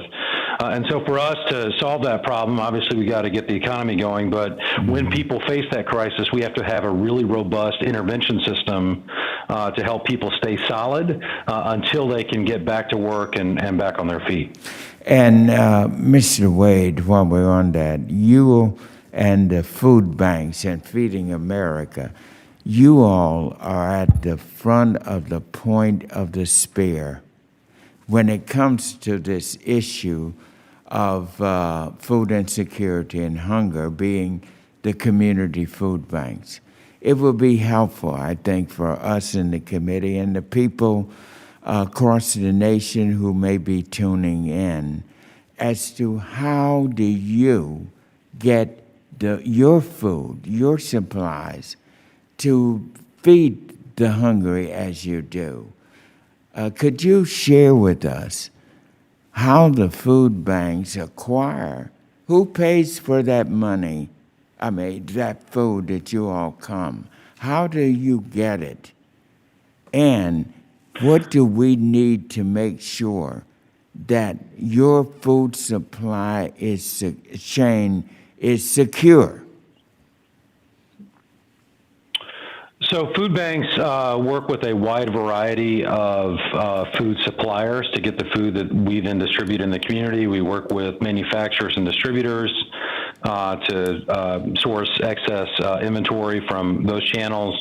We work with farmers to get any number of agricultural products, especially produce directly from the farm, surplus farm products that we can then move through our system. We work with retailers to get short-dated and excess inventory from stores to our vast network of agency partners really quickly so that that food can still be utilized. And of course, we work with government to utilize federal programs like TFAP and to provide lots of accountability and food safety measures to ensure that government-funded program goes where it needs to go, when it needs to be there, with lots of accountability around it. And then lastly, we purchase a lot of food. And that's an important part of our supply chain. We then move that through a grassroots network of partners. We provide lots of advice and guidance and oversight for those partners to ensure they're serving people equitably, to ensure they're not charging people for food, to ensure they're operating safely, and using that food in responsible ways. And that ensures then that we're feeding literally tens of millions of people every year. And let me just ask you this because you're key, and we need to know this.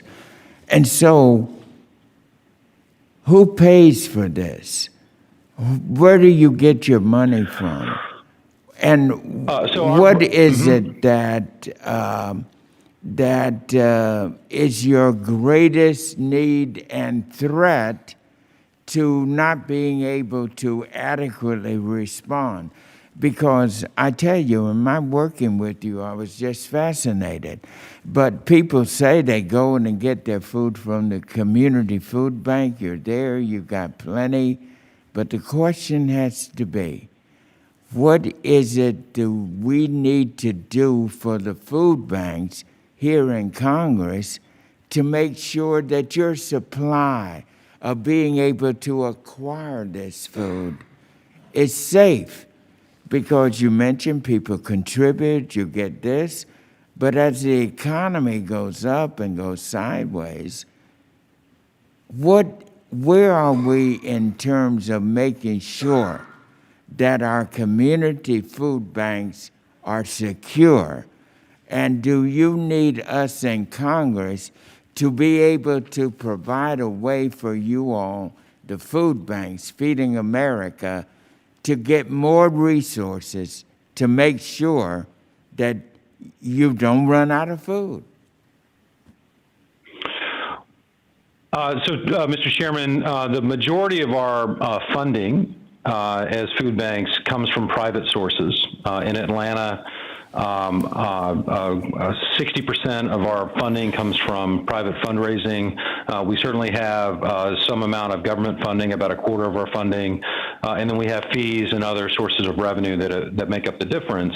I think for us, the most important risk that we face, and the most important thing that this committee and Congress and the administration can do to support us, is to continue to invest robustly in food purchases through TFAP and other USDA programs. If that food supply declines, it would significantly impact our ability to respond in the way that we have. My food bank has sourced about 50% of our inventory since June from TFAP and from the Farmers to Family Food Box program. The majority of that through TFAP. And so significant investments in that program are the most important thing to help us continue to distribute food. And then the second thing I would say, of course, is we need to continue investing in SNAP as a way to relieve some of the burden on food banks. Very good. And there's so much here for us to inquire. My time has certainly run out there. But I will come back to each of the others in my closing comments and try to get answers there. But there's one other that we got to get an answer from, and you can be thinking about it, and that is our veterans. It is unthinkable that we have over 1 million of our veterans going hungry. That's right. And there are some estimates that it's more than that. I want to come back to that because we have got to make sure that all of our American people are not going hungry, and most certainly not our veterans. With that, Mr. Davis is back, so for the next 5 minutes, we recognize Mr. Davis. And panelists, I will come back to my line of questioning, because there are some very important things here, because I want you all to be thinking about how we in Congress can help you. Now I recognize Mr. Davis. Thank you, Mr. Chair, and thanks again to the witnesses. Those pesky little votes they're calling. I apologize. I was a little late getting back here, but I've always been a big supporter of the Farmers to Families Food Box program.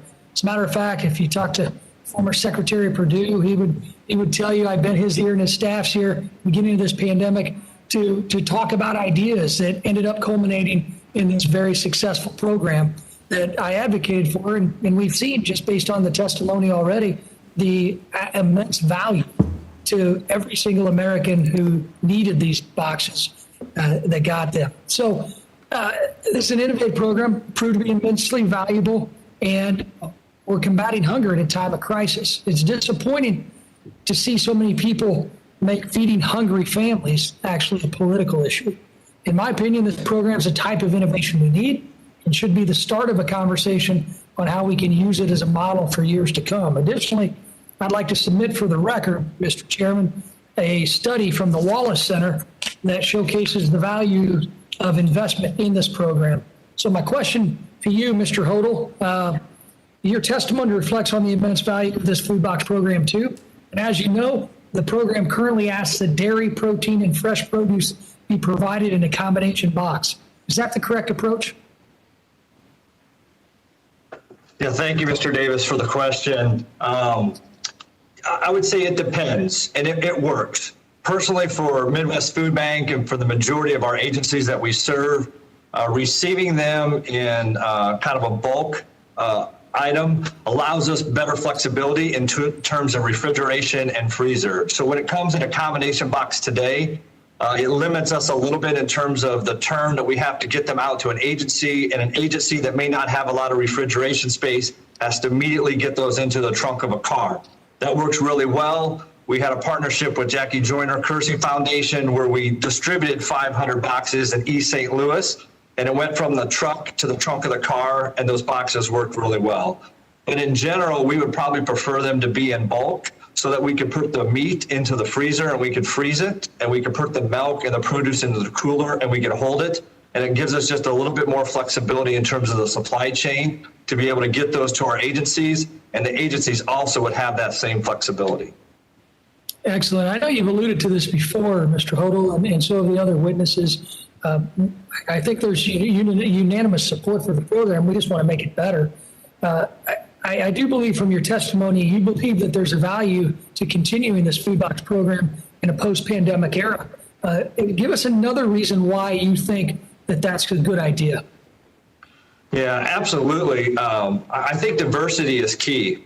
And so the programs that have been talked about here today are all very good, but this program really is an additional pipeline of nutritious food into the supply chain for food banks.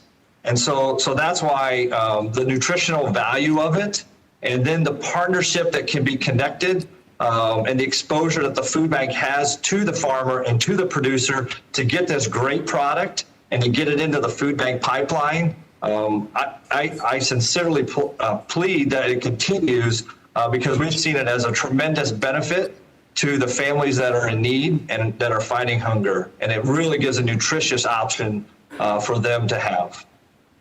Well, Mr. Hodel, thanks again for joining us today. I hope all is well back home. I'll be there hopefully in a matter of hours. But I appreciate your comments and the comments from all of our witnesses today.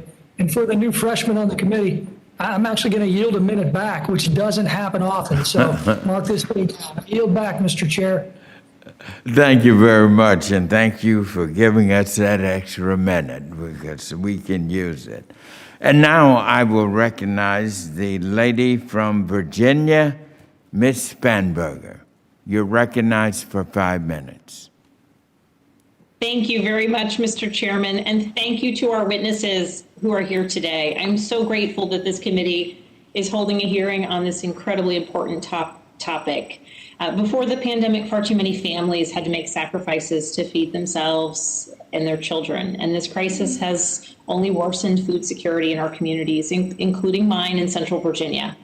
The realities of this crisis are that parents must make difficult decisions about what to forego and to feed their children, and recently unemployed people are experiencing hunger, sometimes for the first time, and there remains a severe lack of available resources for those who've been suffering from hunger long before this pandemic. I have heard about these issues all across the communities I serve, 10 counties in total, and I've been a frequent visitor because of a personal interest and also because of this wonderful committee assignment to our local regional food bank to understand really what goes into ensuring that people throughout Central Virginia and our food pantries that serve them have the resources that they need. And as an example, before the pandemic, a church located in Henrico County reported that they typically served about 24 families a week through their food pantry. But just last month, there was a line of 125 cars waiting to receive food at the drive-through pantry. And I know I'm telling stories that many of my colleagues have heard across their district, and certainly our witnesses know firsthand through their tremendous work to ensure that people are having their needs met and that we're delivering these tremendous and important programs. I'm grateful to each of you for your efforts to ensure that food is delivered to hungry Americans, and I wholeheartedly support efforts to improve federal programs and their efficiency and effectiveness. And Mr. Hodel, I really appreciated your answer to Mr. Davis's question about how you store the products you receive through the food box. But I will get to my questions. Mr. Edenfield, SNAP Online recently became available for some large-scale grocery stores, and there are currently several grocery stores in Central Virginia that allow SNAP recipients to purchase food online. What obstacles do you foresee in trying to implement SNAP Online for mid-size and smaller grocery stores? Well, thank you. That is a very good question. For us, and we are we're 9-store independent. It takes a little bit more on technology, and it takes more to get into it. And one of the things that I'm still not sure exactly how it works is, there's a cost on if you're talking about home delivery, there's an extra cost there, and how that would work out. So I think that I'd like to find out more about this here, and I can see this coming because sometimes there's a real need. I know in our stores there's a problem with transportation sometimes. We even I've seen people that live a half mile or 3/4 of a mile, maybe even a mile from the store, going down the street with bags of our groceries. Sometimes. So it is an issue. It is an issue I think needs to be looked at, but it is going to be a little bit more challenging for the smaller independent as far as the technology and everything that gets there. And I think we're close to being ready for that, but we're not. And one of the things, the questions I have is who pays that delivery charge there? And Mr. Edenfield, I have an additional question for you. I'm curious if you could provide your thoughts related to the use of SNAP benefits to purchase hot foods. Currently, families can't use SNAP benefits to purchase hot foods. And I'm wondering what your thoughts are on this current policy, whether it might place a burden on SNAP participants who visit grocery stores like yours and who might need additional flexibility. That was a little bit of a leading question, which I admit, but I am curious about your comments on this, sir. Well, there's mixed emotions on this here because that spreads out. And when you talk about hot foods, I guess it can be so many different things. Most of the hot foods in most grocery stores are pretty economical. You can get a rotisserie chicken at a pretty low cost.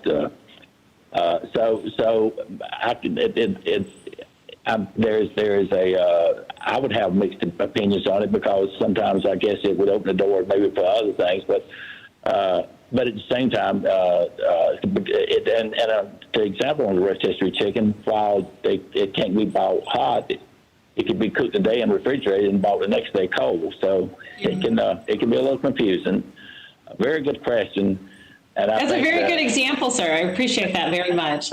Well, and thank you. It would take a lot of work, a lot of talking to go over this here, a lot of discussion. In terms of delineating what elements and portions of your store or other stores would be eligible for it. That makes sense. Yes. Thank you very much, Mr. Edenfield. Thank you to the other witnesses. And Mr. Chairman, I yield back. Thank you very much, Ms. Spanberger. And now I will recognize the gentleman from Georgia, Mr. Rick Allen, for 5 minutes.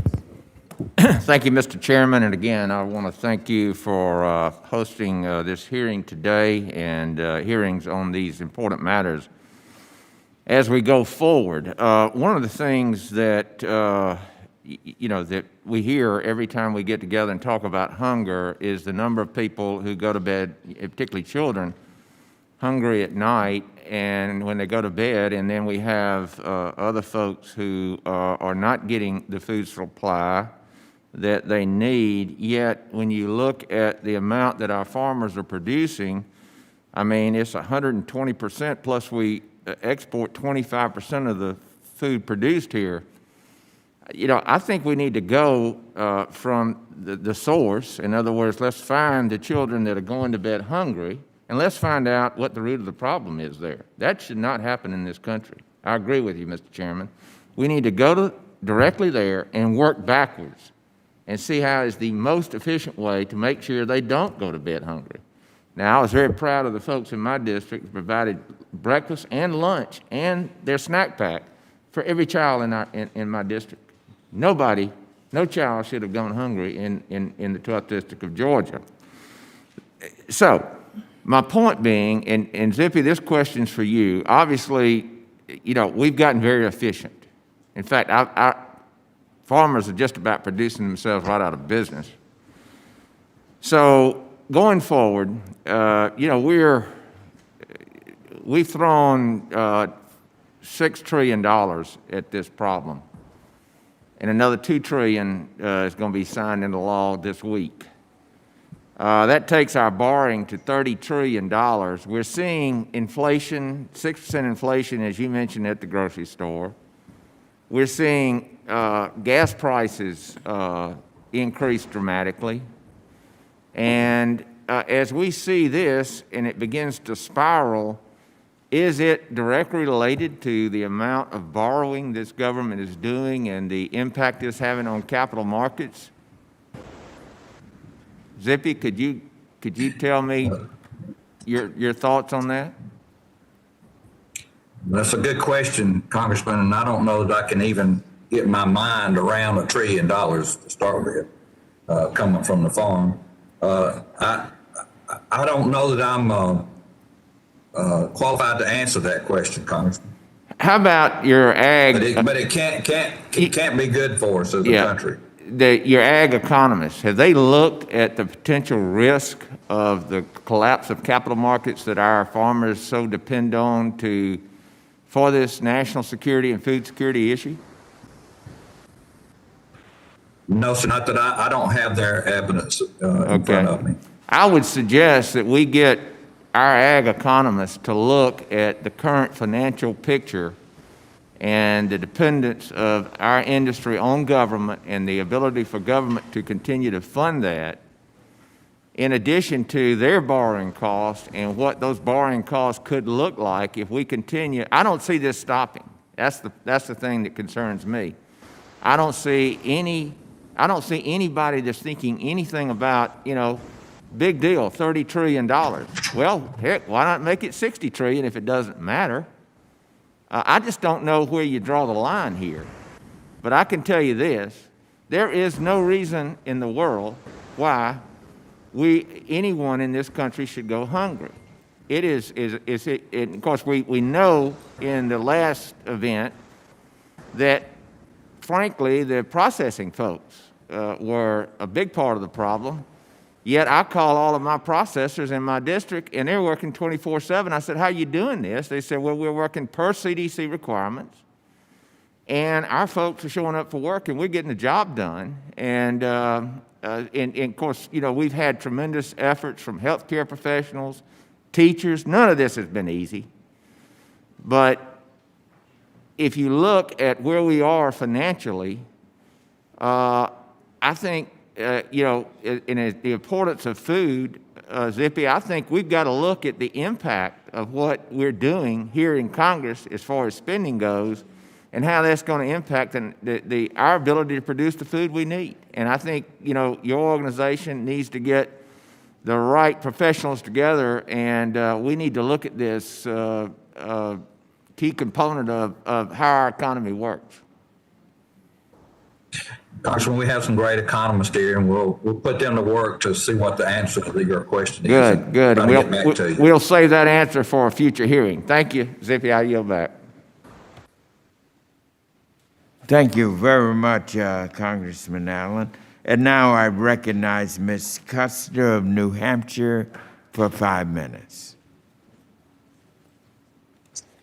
Thank you, Mr. Chairman, and thank you again for hosting this, scheduling this important hearing. Hunger is so heartbreaking, and food insecurity is plaguing my state just as it is the rest of the country. 1 in 7 people in New Hampshire are now struggling with hunger, and the number of food insecure has grown by almost 70%. Part of the tragedy is this challenge is not new. COVID worsened the problem, but I like to say it pulled back the curtain and exposed the staggering degree of food insecurity that existed even before the pandemic. No one in America should have to go hungry. We can and must do much better.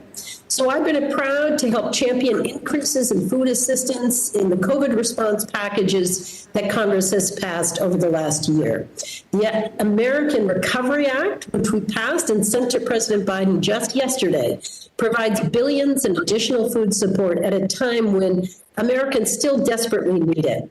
I'm also constantly inspired by the work of our food and nutrition organizations across New Hampshire, including the New Hampshire Food Bank, which has provided 15 million meals in 2020 and logged over 15,000 volunteer hours, all in the midst of a pandemic health crisis. With great help from our New Hampshire National Guard.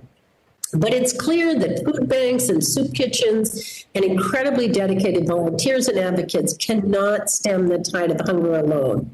Without robust support from SNAP and WIC and other federal nutrition and food assistance programs, countless more of our friends and neighbors won't know where their next meal is coming from. So, Mr. Waide, I think your testimony demonstrated perfectly when you say increasing SNAP by 10% has the practical effect of doubling the amount of food already provided by our food banks. And to that end, I've been excited to see SNAP online purchasing pilots launch in 47 states, including New Hampshire. My hope is that these pilots will continue and grow. From your perspective, Mr. Waide, have you seen the impact of SNAP online pilot programs in Georgia? And how does it help reduce the stigma of SNAP and also those who are sick or elderly or unable to get to a store? Well, I think as an initial statement, you know, for this larger food insecurity crisis, we have to take a both-and approach to the overall issue, and we need more investment in food commodity programs like TFAP and the Farmers to Family program. We need more investment in SNAP and so forth. The solution is all about access and making it easier for folks to access food, given all of the challenges that we're navigating. Online access to SNAP in this environment where we're still needing to practice social distancing, where people are challenged in terms of their time commitments to get to the grocery store, you know, can help ensure that families, especially families with children, can access the food that they need. It's also important for seniors who face higher risks around the virus and who are challenged to get to the grocery store. So we certainly think any effort to increase access is a good one. And with the right kind of controls, we can do this in a way that's both accountable and increases accessibility. Excellent. And thank you for mentioning the farm to family. I don't think it's lost on any of us that for some folks living in rural communities, there are farmers and producers that are closer to home than the nearest grocery store or in a food desert, a convenience store. Mr. Duvall, do you think helping farmers markets and rural farm stands become licensed under SNAP and able to accept EBT will make a difference in addressing rural hunger? By all means, it would. I mean, we've seen an increase in people coming to those small markets, and we need to make sure that those funds are available through those small markets. Excellent. And I know that will be a boost to our small family farmers in New Hampshire. Thank you very much, Mr. Chairman. I yield back with 10 seconds remaining. Very good. And now I recognize Mr. Johnson of South Dakota. You're recognized for 5 minutes. Thank you very much, Mr. Chairman. Like all of my colleagues, I want to thank the panelists who I think have done a nice job, an insightful job of giving us a better understanding of hunger in America. I particularly liked Mr. Hodel talking about the poverty to prosperity pathway and talking about helping people for a season, not for a lifetime. I think that is a beautiful goal and an aspiration that is frankly, I'm sure, shared by every member of the committee. How do we give people that pathway out of poverty? And with that in mind, I want to talk to all of the panelists about how we help America, how we help Americans and American families move from an unfortunate position of dependence and needing this necessary help to a greater degree of independence. And so you've been wonderful advocates today, but all of you or most of you are also employers. And so maybe you can share a little bit with the committee things that your organizations are doing to make sure that you're creating jobs or giving your employees better career development or just in any other way really contributing to an economic vitality that can help lift people out of poverty. And I suppose I should pick somebody so we don't have a free-for-all. So Zippy, my friend, if you want to go first, and then I'll call on others from there. Well, thank you, Congressman. I appreciate the question. Of course, our farmers are all the time creating jobs. You know, we have limiting factors that keep us from doing that through regulation or whether it be lack of labor. But if you really look at what the graduates coming out of our ag schools, there are more jobs available than there are students that come out. So I think it comes down on our end of creating jobs. It comes down to awareness and education of our children that, hey, farming is not a bad place to make a living. And just because you go work under a farmer on a larger farm doesn't mean that you're less of a citizen than anyone else. So we need to put the education out there to our young people that there's great opportunity in our farmland, and our farmers hire them and put them to work. Yeah, very well said, Mr. Duvall. Thanks. And Madam or Mr. Chairman, I can't see the time, and I know Chairman Scott wanted to keep us on. So when I have a minute left, maybe just politely give me a nudge. Mr. McBrayer, how about you? RaceTrac, talk to us about your efforts. Sure. I'm glad and happy to talk to you about our efforts. As I said earlier, RaceTrac is a privately held company, 750 stores in 11 states. We are spending about $350 million in capital every year building new stores. And each of those new stores takes 20 to 25 additional jobs to run. In addition to that, we have 10,000 employees. We operate in a business where turnover is quite high. And so we're hiring 12 to 1,300 people a month into our stores. We think we are on the front line of creating not only access for SNAP beneficiaries with the dignity of choice of the foods that they eat, but if they are unemployed, we will take their application at our store anytime because our needs are great. We were able to stay open the entire pandemic. We didn't have to close our stores unless directed by government to do so. And we meet people at the point of their need with access to food. We can only do that because of the dedication of our folks in the field. And that need is growing every day. Thank you. And I did find the timer, and I have just a minute left. So my apologies to Mr. Waide and Mr. Edenfield and Mr. Hodel. You're not all going to be able to answer. Do any of the three of you particularly want to use the last minute we have? Yes, this is Kyle Waide from the Atlanta Community Food Bank. Thank you. I think our view about how we are trying to create economic opportunity for our team is that we believe we're more successful when our employees are engaged, and they are engaged when we're demonstrating how much we value them through our professional development efforts and the way in which we compensate them and provide them with benefits. So we have continued to develop new training programs to help people access new opportunities here at the food bank, like a driver's apprentice program. We've continued to provide supplemental pay or hazard pay to our employees even now, 12 months after the onset of the pandemic. We have a minimum salary at the food bank of $15 an hour. We provide extensive health benefits. And we think it's critically important for us to retain our employees and keep them engaged for us to be successful. I think those practices, if practiced broadly by the private sector, can really benefit lower income workers who face the brunt of food insecurity, not just during times of crisis, but all the time. Mr. Waide, well said. Thank you, and I yield back.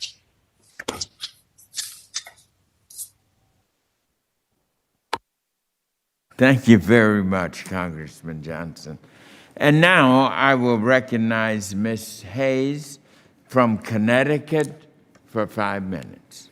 Thank you, Mr. Chair, and thank you to the witnesses for being here today and for holding this incredibly important hearing on food insecurity.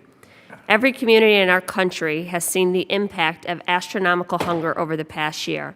Nationally, we've heard that food insecurity could be impacting as many as 50 million Americans, including 17 million children. That number is so large that it's almost inconceivable. To put it in perspective, it's about 13 times the population of the state of Connecticut. Yesterday, in Congress, we passed the historic American Rescue Plan to begin to address this crisis by continuing the crucial 15% increase to SNAP, bolstering SNAP online purchasing programs, and supporting critical child nutrition programs like WIC, Pandemic EBT, and providing needed funds to ensure seniors have regular nutritious meals. As the chair of the NOTO subcommittee, I intend to continue lifting up this vitally important work and improvements to federal nutrition programs and working with the ranking member and the subcommittee members to address hunger before it strikes. My question today is for Mr. Waide. There's a misconception about the type of person who typically struggles with food insecurity. In your testimony, you described increased demand at the Atlanta Food Bank due to the pandemic. Can you speak to the demographics and the changing demographics of the clients you have served throughout the past year? Well, thank you for the question. I think, first of all, this food insecurity crisis that has been exacerbated by the pandemic has really touched all communities far and wide, and we've seen a dramatic increase in the number of people who are experiencing food insecurity for the first time, who are coming to food pantries for the first time. 35 to 40% of the people that we're serving are doing so for the first time in their lives. That said, we also know that communities that were already vulnerable prior to the pandemic have experienced this rise in food insecurity more severely. So communities of color, especially Black and Latinx communities, have disproportionately experienced these challenges. We know that rural communities have as well. And fundamentally, it is a challenge facing families who typically work in lower income, lower wage jobs. Our prototypical client base, our client household, is a family with kids where somebody is working or trying to get back to work, and simply they cannot make the math work in their day-to-day lives. The long-term solution to that is how do we create more economic opportunity for those families while providing them the supports they need to establish themselves in higher-paying jobs and opportunities. Thank you. I think that's a very important point to make. Many of the people who we've seen visiting our food banks are people who are working a job and just trying to make ends meet, and they can't get the bottom line to balance out. Mr. Waide, how would you describe the influx of funding, commodities, and waivers from the COVID relief packages? How have they bolstered your ability at the Atlanta Food Bank and other community organizations to combat hunger in Georgia? And how do you think Congress can continue to build on the progress that we've made thus far? So we could not have done what we have done without the support of those federal programs. Our food bank is distributing 65% more food today than we did prior to the pandemic.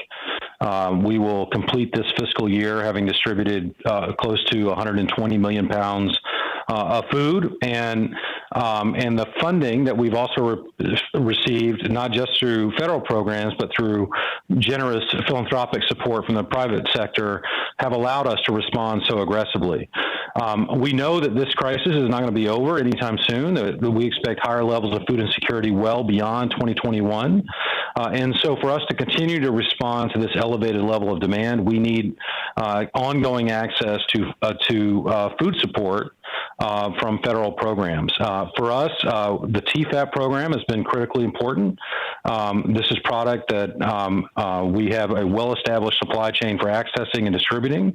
The Farmers to Food Box program has also been critically important, and we support finding ways to sustain that program while making important improvements. I think the improvements that we would recommend around the food box program are really making it more long-term sustainable and improving some of the execution around the program. There's a lot of churn in the distributors that are selected to operate the program, meaning we're reinventing the supply chain with each new round of funding. We're also engaging a lot of partners who don't have real experience in this work, and we would urge the USDA and the committee to consider making changes to the food box program so that it operates more like TFAP with the kind of accountability measures that are in place there. Thank you. Thank you, Mr. Waide. I'm sorry, my time has expired. Thank you. I'm sorry. My time has expired, but that's very helpful. Thank you.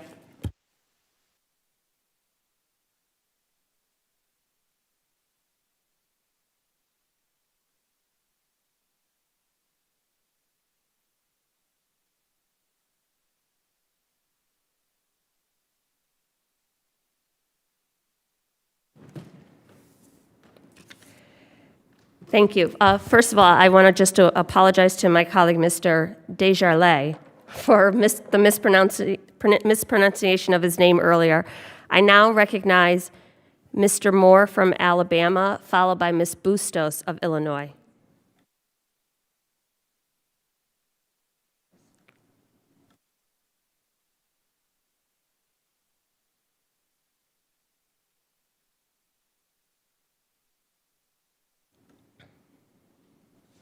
I apologize. I now recognize Mr. Feenstra. Thank you, Madam Chair, and thank you, Ranking Member Thompson. First, I want to thank each of our witnesses for their testimony today. Hunger is an important issue to examine, and we know that COVID-19 pandemic has impacted hunger in many, many ways.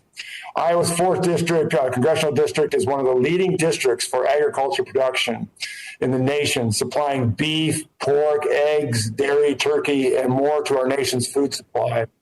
I know farmers in my district are passionate about the role they play in feeding the world and know firsthand the responsibilities they have. An affordable, predictable, and safe food supply oftentimes goes unnoticed. This question is to Mr. Duvall. Mr. Duvall, at the beginning of the pandemic, we saw supply chain disruptions and bulk purchases of food at grocery stores that resulted in some shelves of food and grocery stores to be emptied. For example, entire meat sections were emptied of all products at many stores. Beef, chicken, pork, turkey completely sold out. For some families, this likely meant that they were unable to access foods that would normally purchase for their families, or had to look towards more expensive and unusual products to purchase for their families. I believe it's important that we examine what could have been done to prevent a situation like this from taking place and proactively think about situations in the future that could impact the regular supply of food products in our grocery stores.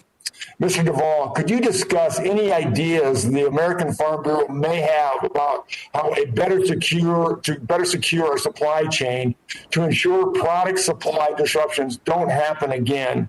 And number two, could you also discuss any threats to our agriculture supply that you believe this committee should be looking at in the future, like African swine fever, foot and mouth disease, bird flu, etc., that could have potential causes for disruptions as we move forward in our society?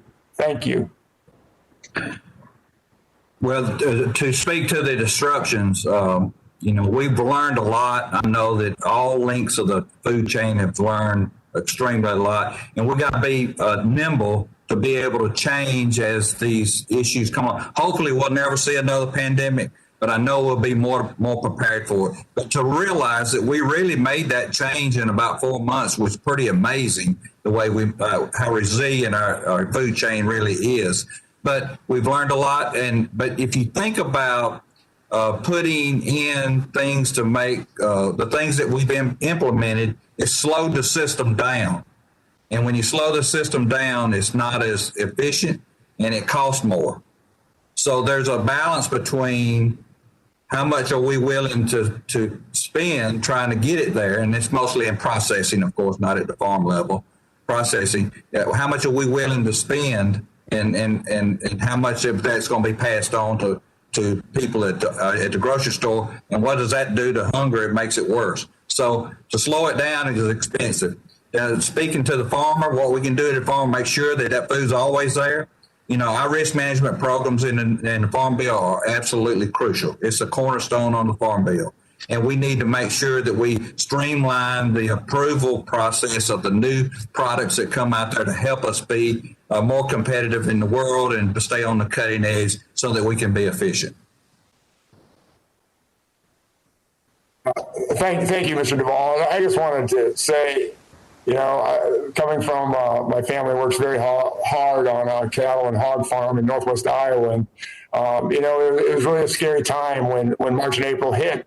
And all of a sudden we had to make big decisions because the packing plants were closed and there was no meat or produce on the shelves. And I just hope, I learned a lot, but when it comes to African swine flu or bird flu, can you talk how we should be proactive in those areas, because that could be the next thing. We had it with COVID, but now there's other storm clouds on the horizon that could do the same things. You're exactly right. When IP came through with poultry, I'm in the poultry industry. There was great communications between universities and state departments of agriculture and the federal government. We just need to make sure that all those plans are there. And of course, I've mentioned this many times, the importance of research and development dollars to make sure that we're ready to vaccinate or do whatever we got to do to protect our animals and the people as we move forward. Thank you, Mr. Duvall, and I yield back. Thank you. I now recognize Ms. Bustos of Illinois. All right, thank you, Madam Chair. Mr. Hodel, thanks for your testimony before the committee today. Last summer, I took a virtual tour of Midwest Warehouse in Peoria and got to meet some of your wonderful team members. One issue that came up during the conversations that I had there was the issue of storage. And with the farmers to families food boxes, many of the food banks and pantries didn't have the infrastructure that was needed so they could keep perishable commodities fresh. We heard this from other places as well. So my question is, did the Midwest Food Bank have the cold storage infrastructure that you needed to keep items like milk and eggs and meat fresh? And as part of the Farmers to Families Food Box Program, did you receive an allotment of funds for storage and distribution? Yeah, thank you, Ms. Bustos, for the question. In general, yes, we did have adequate capacity. Midwest Food Bank has worked hard to ensure our freezer and cooler and capacity size is adequate as we build and expand our facilities. We did bring on additional storage. We were able to purchase some additional external trailers or sea containers. So we added some capacity in the midst. In some cases, we were blessed to do that with some private funding and support. In other cases, we did see some CARES dollars get extended out to the food bank that allowed us to put that cold storage and capacity in place. So like anything with the disruption, we kind of had to modify our modes of operation multiple times in real time. One of the things that we did to accommodate for that was to increase the frequency of our distribution. Knowing our agencies could not hold the items, we would increase their pickup 2-3 times a week so that they could take what they could hold and distribute within a day and come back the next day. So those were some things from an operational perspective that we just had to be nimble and work our way through.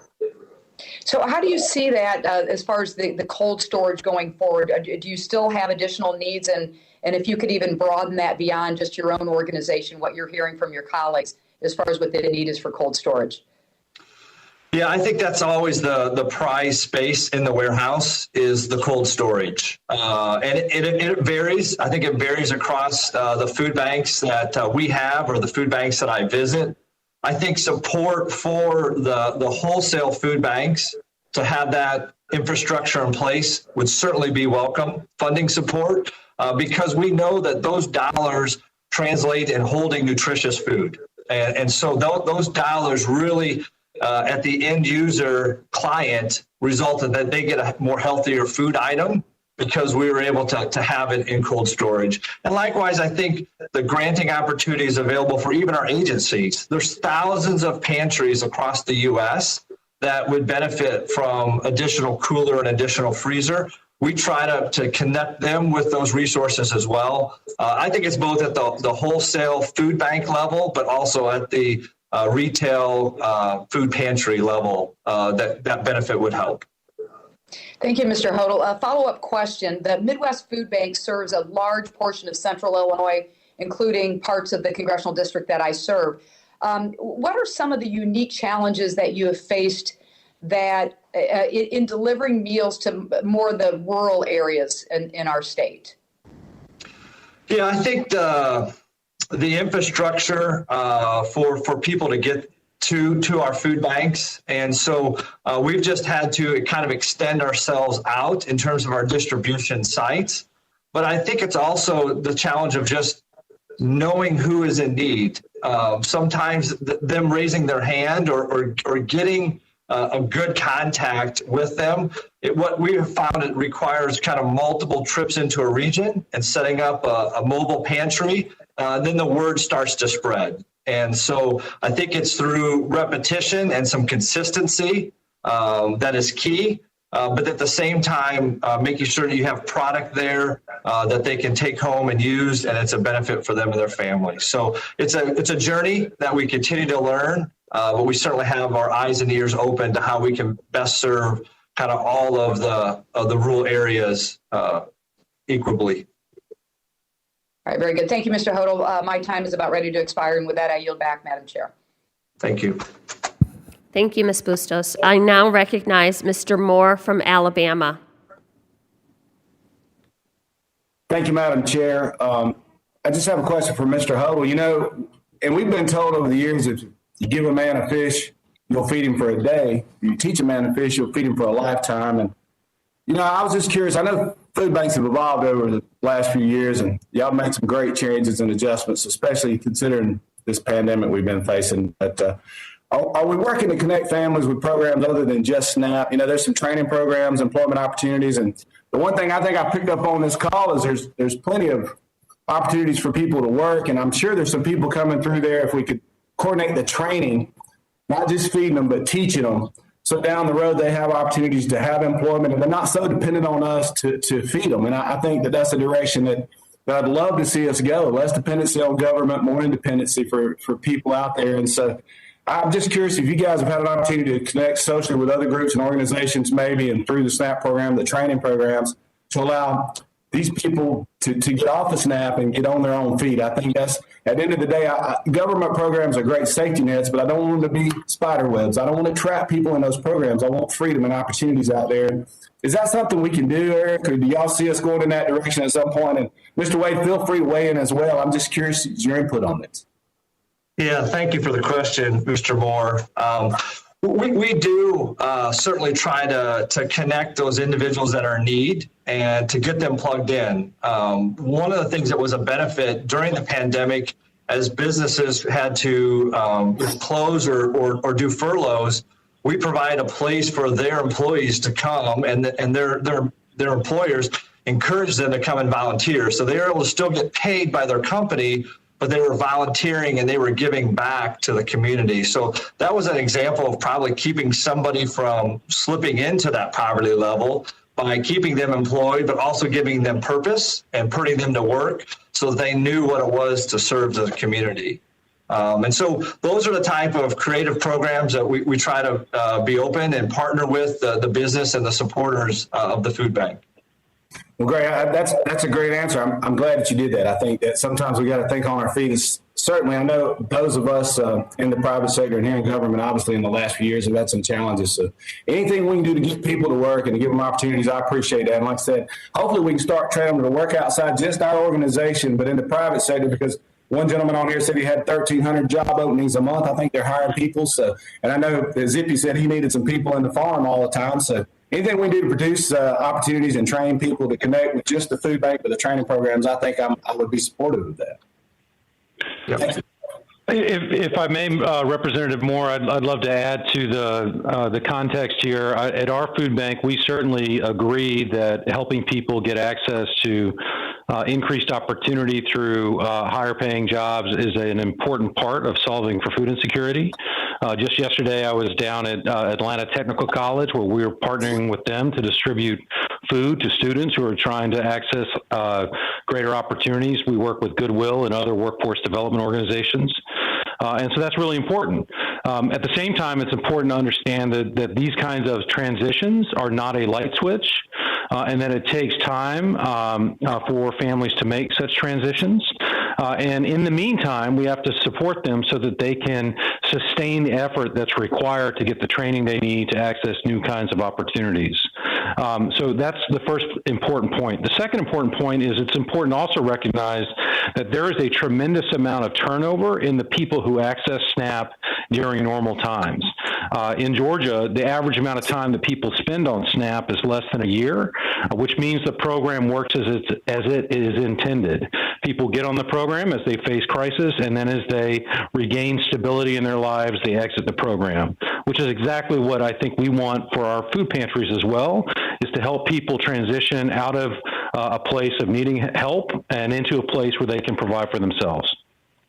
Thank you, Mr. Waide. I appreciate the input. I will say in my district, prior to the pandemic, we saw a 15% user rate drop to 13%. So, that's encouraging. We like to see people getting kind of on their own feet. So thank you for what you do. We appreciate what you guys do and what you're doing for our country and our hungry, as we call them. So thank y'all so much for your time.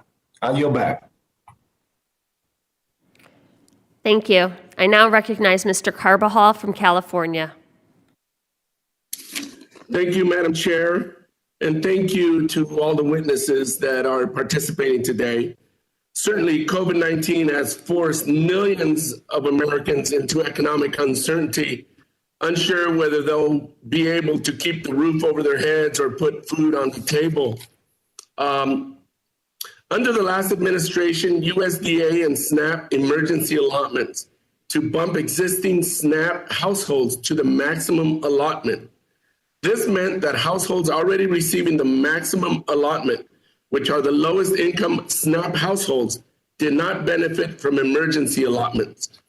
Mr. Waide, can you talk about how this policy might have affected the people in the communities your food bank serves, and whether you think it would be beneficial for those communities if SNAP households already receiving the maximum allotment also receive emergency allotments?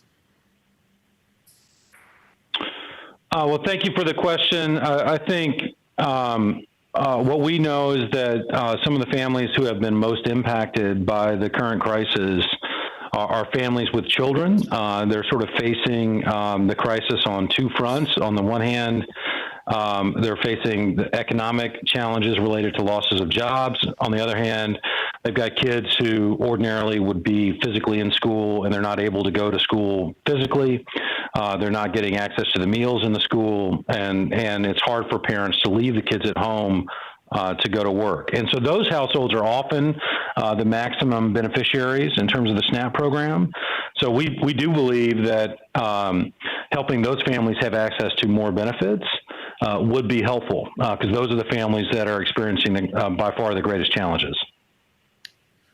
Thank you very much. Mr. Duvall, in your testimony, you discussed the ingenuity of farmers across the nation and the important role those changes have played in fighting food insecurity.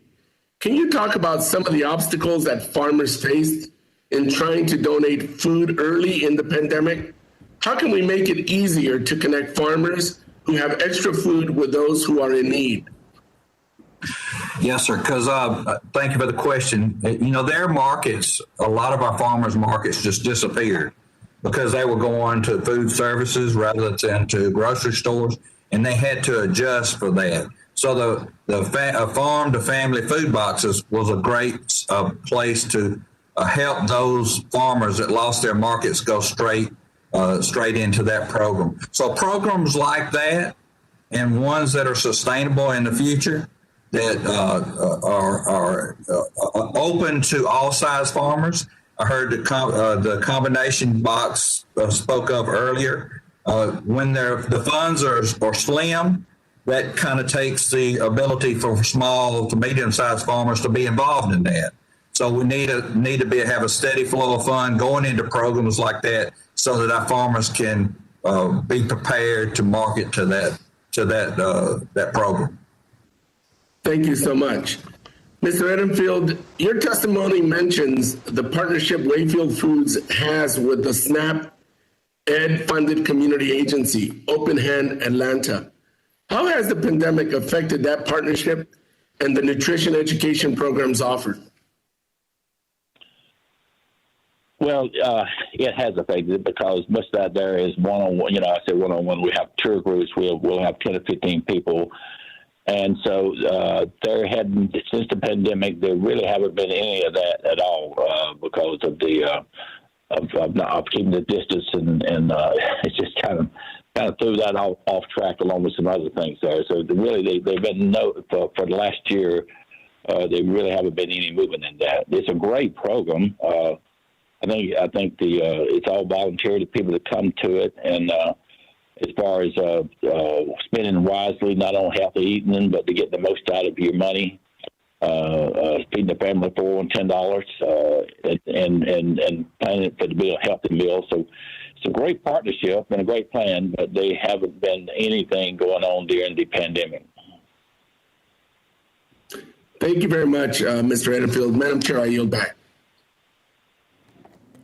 Thank you. I now recognize the ranking member of the Nutrition Subcommittee, Mr. Bacon from Nebraska. Well, thank you, Madam Chair, and I look forward to working with you on this great subcommittee and working as a strong team to do what's right for our country and our communities. I appreciate our panelists today. Thank you for sharing your wisdom and your perspective. Now, we have the greatest economy in the world, but yet we need to have a strong safety net that's effective and efficient. The best poverty program and the best way to fight food insecurity is a growing economy and jobs. We can't lose sight of that as well. Prior to COVID, the largest wage earners were seeing increases in income at a higher percentage than the highest wage earners. So we were seeing that poverty gap close for the first time in about 2 decades. And unemployment was at a 50-year low. So our goal right now should be to defeat COVID and get our economy back in high gear. And I think we're on that track, particularly with the vaccines. But that said, we always going to need a strong safety net to ensure the most needy among us have access to nutritious food. And I think out of that, one of our main goals is to have a smart safety net program that's giving a hand up as a primary focus. Helping folks become independent for themselves and their families is an important priority. So, Mr. Hodel, your testimony mentions helping recipients for a season, but not a lifetime. Tell us more about that, and you may have done this a little bit in some previous questioning, but we've had 4, or going on our 4th vote, so we've been in and out, so hopefully we're not being redundant. But I would appreciate any statistics or recommendations that you have and how we could perhaps modify SNAP that would help with that goal of making it a seasonal program versus a lifetime program. I appreciate your perspective. Yeah, thank you for your question, Congressman Bacon. Food insecurity, we've talked about this a little bit, but hovered around 11% for 2000 to 2007. The economic downturn in 2008 spiked the food insecurity back to 15%. And so to your point, the economic disruption really drives an increase in the food insecurity. And so that 10-year journey of progress, we're now back on. So we've got to work our way to try to help fight food insecurity to get it back to where it was pre-pandemic or even better.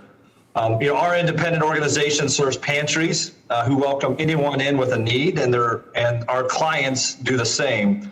And so our clients can change over a course of a month, and their clients can do the same. So specifically, we've had situations where we talk about a hand up or bringing people up. We've had clients that have transitioned into volunteers and even transitioned into employees at Midwest Food Bank. And so you can see the food relief, that support that they got to get their family on track, the ability to be in action and the purpose of working or volunteering, then develop skills that they were able to really demonstrate that turned into an employment opportunity for this person. And so I think that's a journey that we can kind of work with people, and it's individual by individual and it's family by family. We continue to survey our agencies to make sure that we're staying in touch with them and their needs. And we want to make sure that we're providing them the best service, the right products, and then providing holistic support. And so this is an area and a focus of the food bank as we continue to go forward. Well, thank you. And my next question is to the entire panel, or whoever would like to speak up. Not that everybody has to, but we've put in about $40 billion in additional nutritional programming and funds over the 5 previous COVID relief bills. Were any of you surveyed about these needs or asked to provide testimony as we developed the spending? If so, how and by whom? Thank you.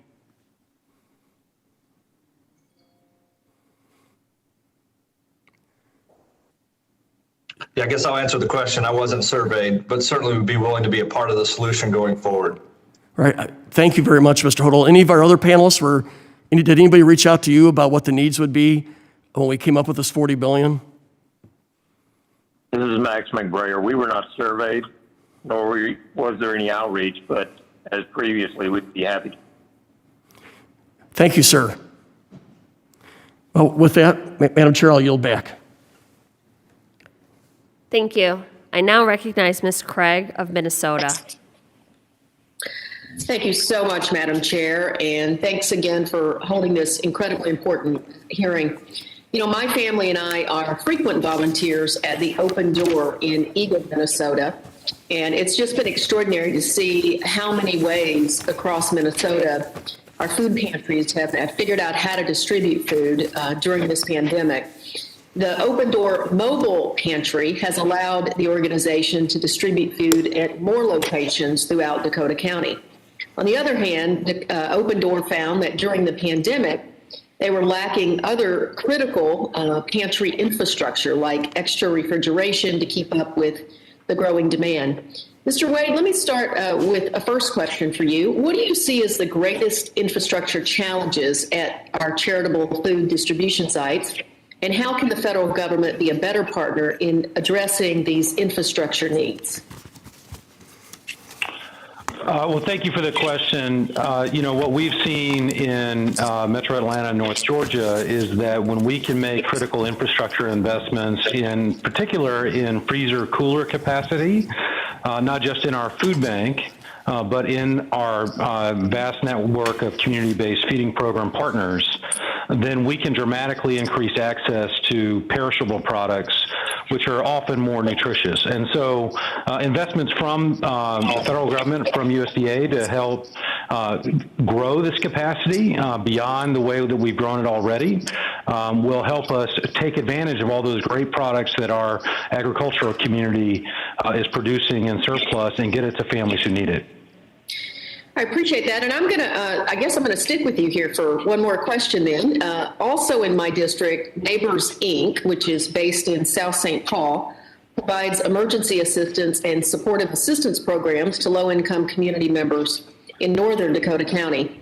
I've heard from Neighbors, Inc. that those who were once volunteers turned into clients over the course of the COVID-19 health crisis. Mr. Waide, you talked about the importance of your volunteers who pack food boxes, organize food distributions, and address other needs. How has the pandemic affected your ability to retain a volunteer workforce? And of course, we're all looking forward to the day when those vaccines are in arms and we can get back to volunteering in our community.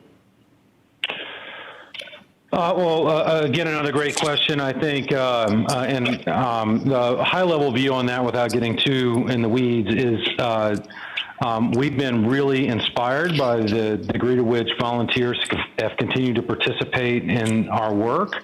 Many of them are seniors and put themselves at risk to continue to do that work. They're doing it out in the community to get food to people in need. That said, in our facility, we have stopped utilizing volunteers and have not resumed that yet, just as a way to minimize risk inside our building. Not every food bank has done that, but that's what we have done. And we were really fortunate to have the National Guard step in to replace that volunteer capacity to help us continue to do our work. So volunteer access is critical. It's especially critical out in the community in local pantries. And we're doing everything we can to help connect volunteer labor to those frontline pantries so that they can continue to serve the community. Well, I appreciate your testimony today and all of you. And, you know, I'll just add as a final remark here that, you know I visited almost every food distribution center. Sometimes cars were backed up 1 or 2 miles for months in my congressional district and across Minnesota. So, you know, I know as our COVID relief packages have been developed that the input from a number of us has been obviously received, and we've been very focused on making sure that the COVID relief packages address food insecurity in our country. So thank you very much to all of you, and Madam Chair, I yield back. Thank you, Ms. Craig.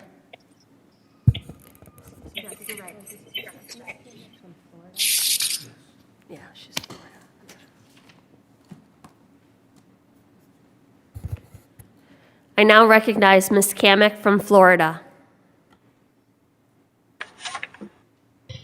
Thank you, Madam Chairwoman. I appreciate it. And thank you to all of our witnesses here joining us virtually. And I know that we've had votes called throughout this meeting, so I've been in and out, but again, appreciate an opportunity to talk about this very important issue.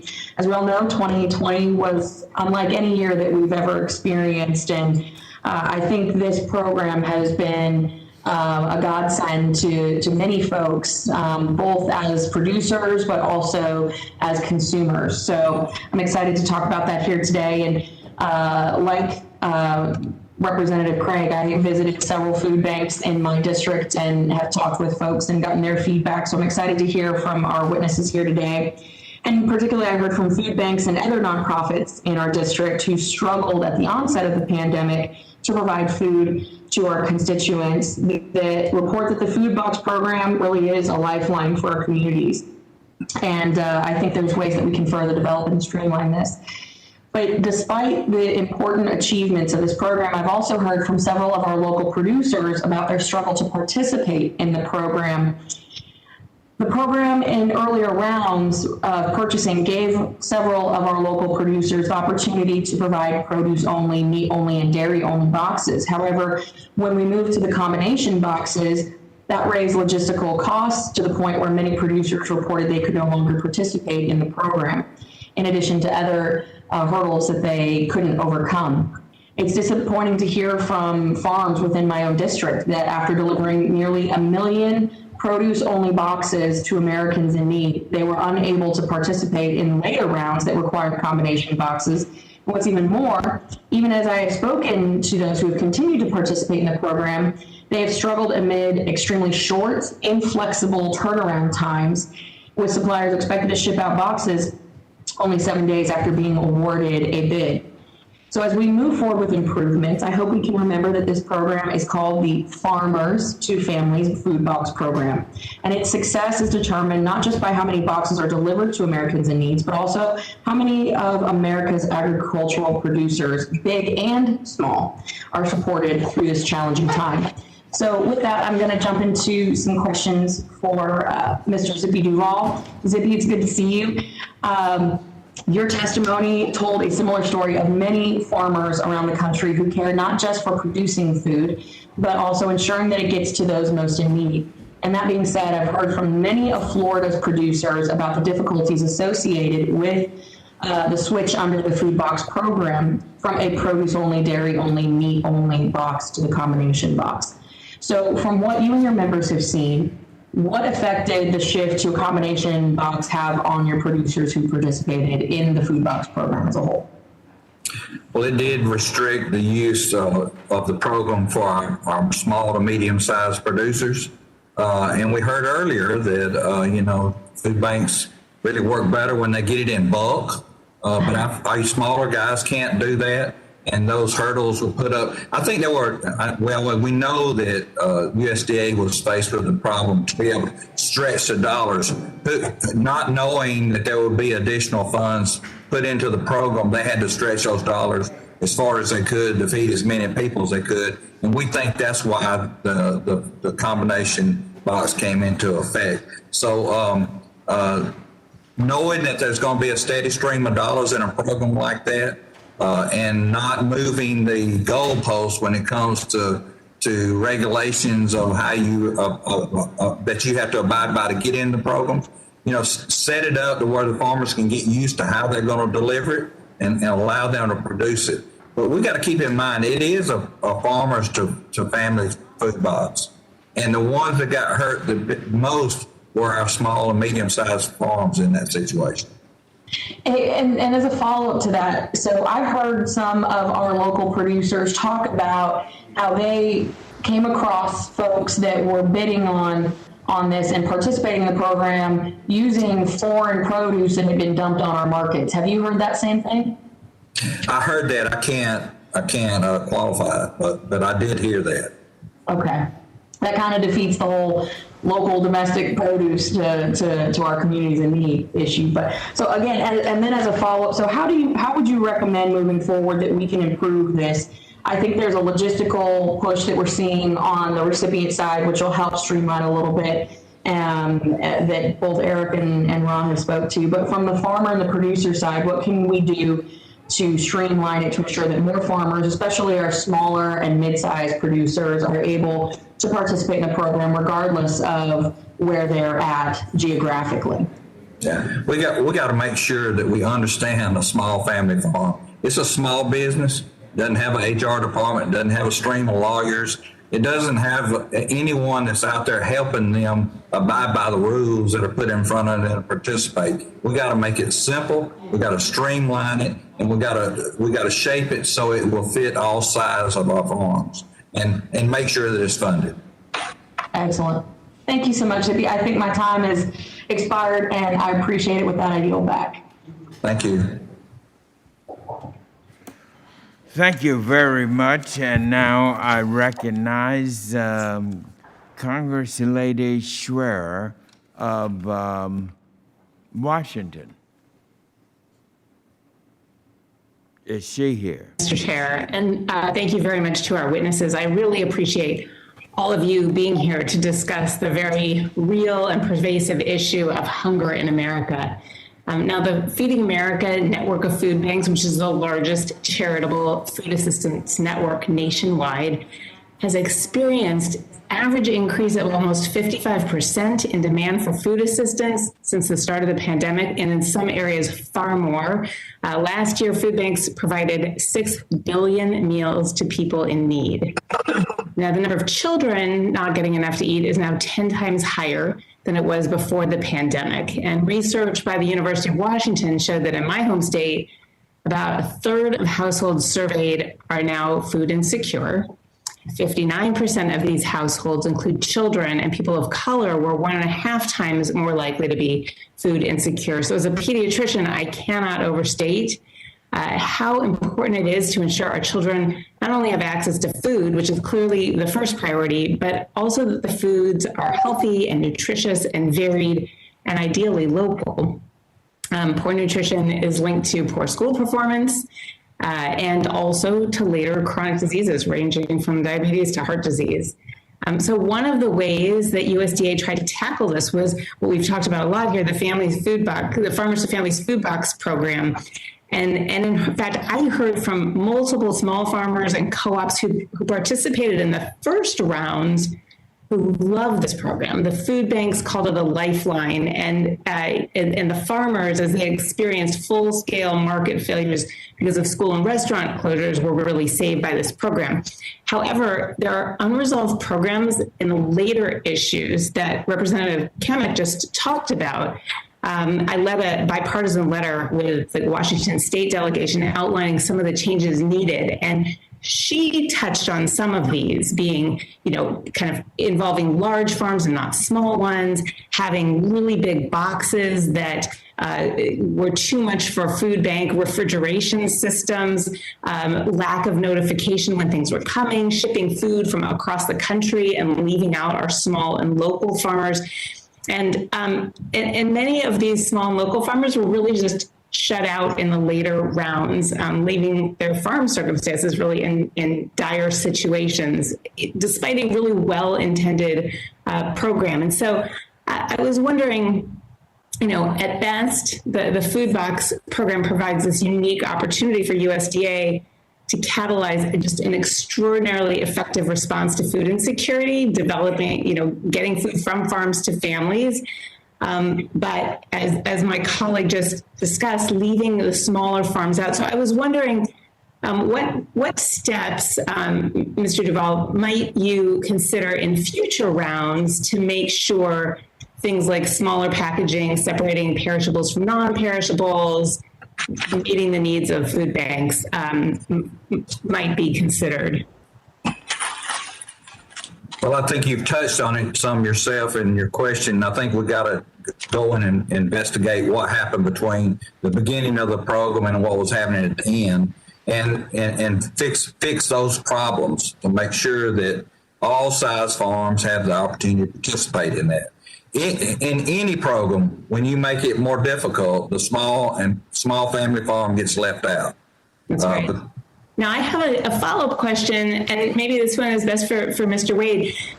In the last Congress, I introduced a bill called the Farmers Feeding Families Coronavirus Response Act that actually would be a bit more nimble. It would channel money to the states, and then the states do have relationships with the small and medium farmers and with the food banks. And so I was just wondering, Mr. Waide, can you, have you thought about having food delivered more on a small scale, getting the states involved and distributing it more like the TFAP program?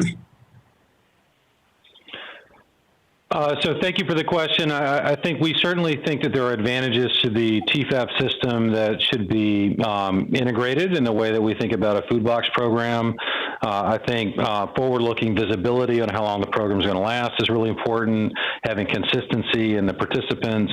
And in particular, I think the issue you're raising is really important and that Mr. Duvall is raising, is getting great input from people at the local level about how the program can work better. We have a great relationship, in part thanks to Mr. Duvall, with Georgia farmers across the food bank serving Georgia. Commissioner Gary Black here in Georgia helped facilitate that relationship, and there's a really strong community in Georgia of all of those agricultural participants. Speaking to them, at the local level will help ensure the program can be sustainable and meet both of its objectives of getting food to people while also supporting farmers. Thank you very much. Yeah, the states have great relationships. I am out of time. I wanted to thank you, and I yield back, although I don't think I have any time to yield. All right. Thank you very much. And now we'll hear from Mr. Baird of Indiana. You're recognized for 5 minutes. Thank you, Mr. Chair, and I really appreciate all the witnesses being here today and sharing their expertise about the food insecurity. I'm going to start with Mr. Hodel. I've thoroughly enjoyed the opportunity to learn more about your organization and the model that you've used and the way you do business. In terms of food security, each and every one of us in this hearing are probably fortunate compared to some on the global average. I particularly enjoyed learning about how your organization is so successful, including counties that are in my district here in Indiana, and through such a massive volunteer base and without a dependence on government assistance. And most striking to me, as a note I found reported on your website, that 99% of your dollar your organization receives is spent on program funding and goes back to those in need and whom the donors feel that those funds should go to. So would you, Mr. Hodel, would you share your perspective on how your model of doing business might be expanded to deliver these quality foods that we produce in this country to the food desert areas? Yes, thank you, Mr. Congressman. Appreciate the question. We're thankful to be able to serve in Indiana. We have a great division there and a great partnership with Gleaners. And so it's a team effort that we really are privileged to be able to serve the greater Indiana community and counties and individuals. Our model is really built off of volunteers. Volunteers are our secret sauce. Mr. Waide talked about that a little bit, their reliance on the volunteers as well. And so we are tremendously blessed, and we do a lot to train, empower, and educate our volunteers so that they can play critical roles within our locations. Each of our divisions operates with about 4 paid staff members. And so from there, they provide the leadership to then have core volunteers and then also to lead volunteer groups that come into the facility. So a big part of our efficiency model goes to the credit of the community giving back. And I think that's also part of our mindset of we're serving a community and we are looking to the community to help them give back to those that are in need. And so it's definitely a community focus that we bring into our locations. And we try to be open and flexible with a variety of volunteer opportunities, as well as a variety of volunteer times. And so, we try to be flexible for those individuals to come. We're also blessed with major corporations that have volunteerism as a part of their mission. And so a lot of our locations that we operate out of have a fantastic relationship with the corporations that also provide the volunteer base to the food bank. So that's probably our main driving force that allows us to operate efficiently. The next level then would be the donated food. Our partnerships with food manufacturers, food distributors, grocery chains, etc. We're incredibly thankful and blessed to be able to have that donated food that we take and we rescue and we bring into the food bank and make sure we have it reorganized and ready for our pantries. So that's probably the two-pronged approach in terms of our model and our focus on efficiency. Well, thank you for that. And I want to move to Mr. McBrayer now. In your testimony, you referenced the important role that convenience stores play in somewhat of a missing middle for those further removed from larger grocers, which is really those that are living in food deserts.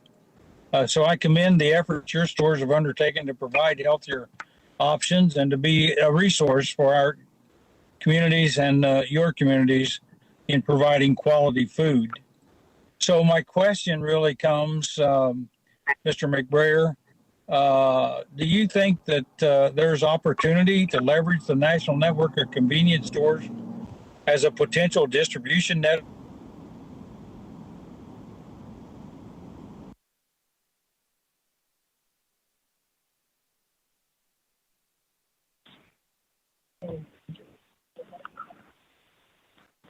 Work for the Congressman, I missed a good portion of what you said. Would you mind repeating?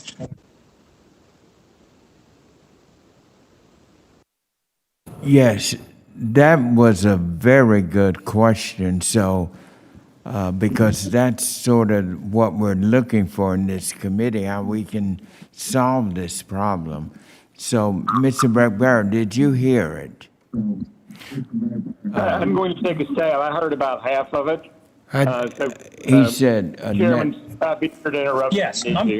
Jim, you may want to turn off your camera to get good audio. Okay. Could you ask that again, Jim? Your question is Now, a good can you hear one. me? Yeah, we can hear you. Can you hear me now? Yes. Okay, I just, Mr. McBrayer, you referenced in the importance of the convenience stores and that you serve maybe kind of a missing middle for those further removed from the larger groceries, and so that really ends up being the people we're talking about that end up in the food deserts. And so I commend your efforts. And so to get to my question, do you think there's an opportunity to leverage the national network of convenience stores as a potential distribution network for helping deliver these high quality foods, particularly to those food deserts? Did you get all that? My answer, yes, I did. Thank you. Yes, our convenience stores, and I'm speaking RaceTrac and Raceway, provide that last mile, which is a term of art these days, to meet people where they're in need, whether it be at 4 o'clock in the afternoon or 4 o'clock in the morning. The convenience store industry is about 160,000 individual stores in this country. I think it's absolutely an important idea to talk with our trade organizations, of which we're members of 3, and say, how might we do this and get participation in that discussion? Because we are the last mile. People who shop at grocery stores, we are not the solution to the whole problem.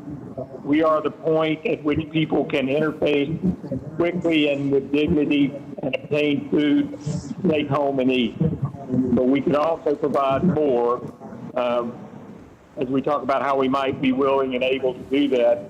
under some type of congressional approach. I would like to say that the SNAP program, as we see it, is functioning very, very well. It is not complete, but there are opportunities going forward, and we would avail ourselves of that. So thank you. I can't see the clock on how much time I might have left, but if there are any other witnesses that would like to testify, feel free to do so. If I'm not over my time, Mr. Chair.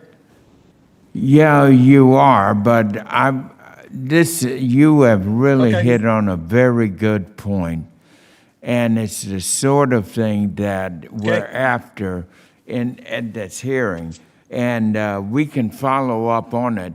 But if there are any other members that might want to elaborate on this, did you hear me? Did he hear me? Yes. Yes. Oh, you yelled it back. But let me just take that just a little bit further, because there may be Mr. McBrier, in response to his inquiry about setting up a distribution network. You see, people have to understand convenience stores are the lifeline for rural areas. Many of them don't have Kroger's or all the varieties that are in our urban centers. And so I'm very interested in us following up on that. And your question was a good one. And staff, you all write that down to see how we might, and Mr. McBrier, your answer was right on target. And there may be a need that we in Congress can get some added resources to fill in the gaps here. But I'd like to work with, what's that? That was Dr. Baird. Dr. Baird, yes. Wouldn't be a doctor there, you know? All right, I'd like that one, and we will follow up with it. Thank you for that. And now I will recognize Mr. Bishop of Georgia for 5 minutes. Thank you very much, Mr. Chairman and ranking member. Let me go back and be sure to welcome my good friends from Georgia who are witnesses, Mr. Waide, Mr. Hodel, Mr. Edenfield, and Mr. McBrier, and of course, my friend of long standing, Mr. Zippy Duvall. I want to also send a special note of condolence to Mr. Edenfield on the passing of Mr. Moses White and his wife from COVID, who for years a strong advocate for grocery stores, and we still grieve with you on the loss of Mr. Moses White. Let me get right to it. I can't see the clock, but despite the increasing food insecurity among our active duty military families during the pandemic, the service members' basic allowance for housing, the BAH, is treated as income for determining SNAP eligibility, which results in military families experiencing food insecurity and being determined ineligible for SNAP benefits. And Congress so far has been unsuccessful in addressing this gap, either in the Farm Bill or in the National Defense Authorization Act. So it has fallen to the food bank networks and other charitable organizations to perform the government's role in ensuring that America's military families don't go hungry. Today, the food pantries operate on and near every military base in the U.S., including Fort Benning in my district and the Marine Logistics Base in Albany. So Mr. Waide and Mr. Hodel, can you talk about the work that your food banks and the other food banks in your area do to serve military families? And can you characterize the need that you're seeing among this subpopulation? And let me just go ahead and ask my second question, which will be directed to Mr. Edenfield on rural grocery stores. Of course, the latest estimate suggests that 1.1 million rural households lack access to a vehicle, and they have low access to supermarkets or grocery stores. They live over a mile away, and some of the residents in my district, like those in Crawford County and Talbot County, the nearest grocery store is over 15 miles away. And so, Mr. Edenfield, you can think about what can we do to make it easier for small rural counties to attract investment and support by bringing grocery stores to the area. Other residents that live in my district, like in Columbus or Albany, which are considered urban areas, they still have almost half an hour from the nearest full-service grocery store. Some of them are hosting pop-up grocery stores and trucks, but this isn't a really sustainable solution for rural or urban food deserts. What can we do to increase the number of supermarkets in our rural and in our minority communities in the urban food districts? So if Mr. Hodel and Mr. Waide will go first and save some time for Mr. Edenfield, I appreciate it. Go ahead, Mr. Waide, and then I'll follow. Great. Appreciate the question, Congressman. And I think at our food bank, we certainly see a disproportionate number of veterans accessing services throughout our pantry network. We work with a variety of community-based partners that in particular serve veteran populations. We know that other food banks around the state, as you mentioned, operate food pantries and food distributions actually on site at bases located across the state. And we know that this population faces unique challenges that we've got to be prepared to face. So I think for us at food banks, we're serving veterans in the way we serve everybody, which is let's get them access to food.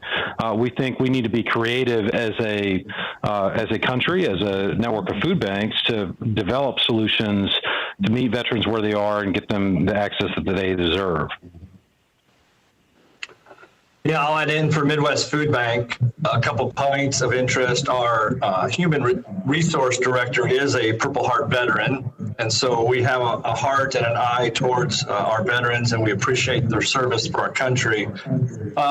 We also provide kind of a holistic opportunity where veteran families will come in and utilize our facility, and they will have meetings around kind of re-entering the workforce and talk about emotional topics like post-traumatic stress disorder. And so we allow that group to come in and operate their meetings out of our facility, and then also provide that physical food service to the veterans as well. So those are a couple things that we're doing and focused on at Midwest Food Bank. I'm particularly interested in the active duty military people who are usually low-grade non-commissioned officers.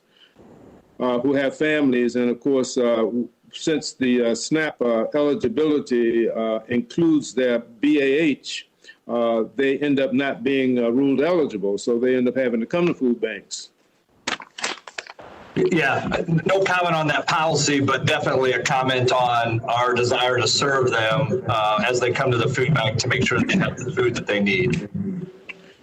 Thank you both. Mr. Edenfield, if I have any time, I can't see the clock.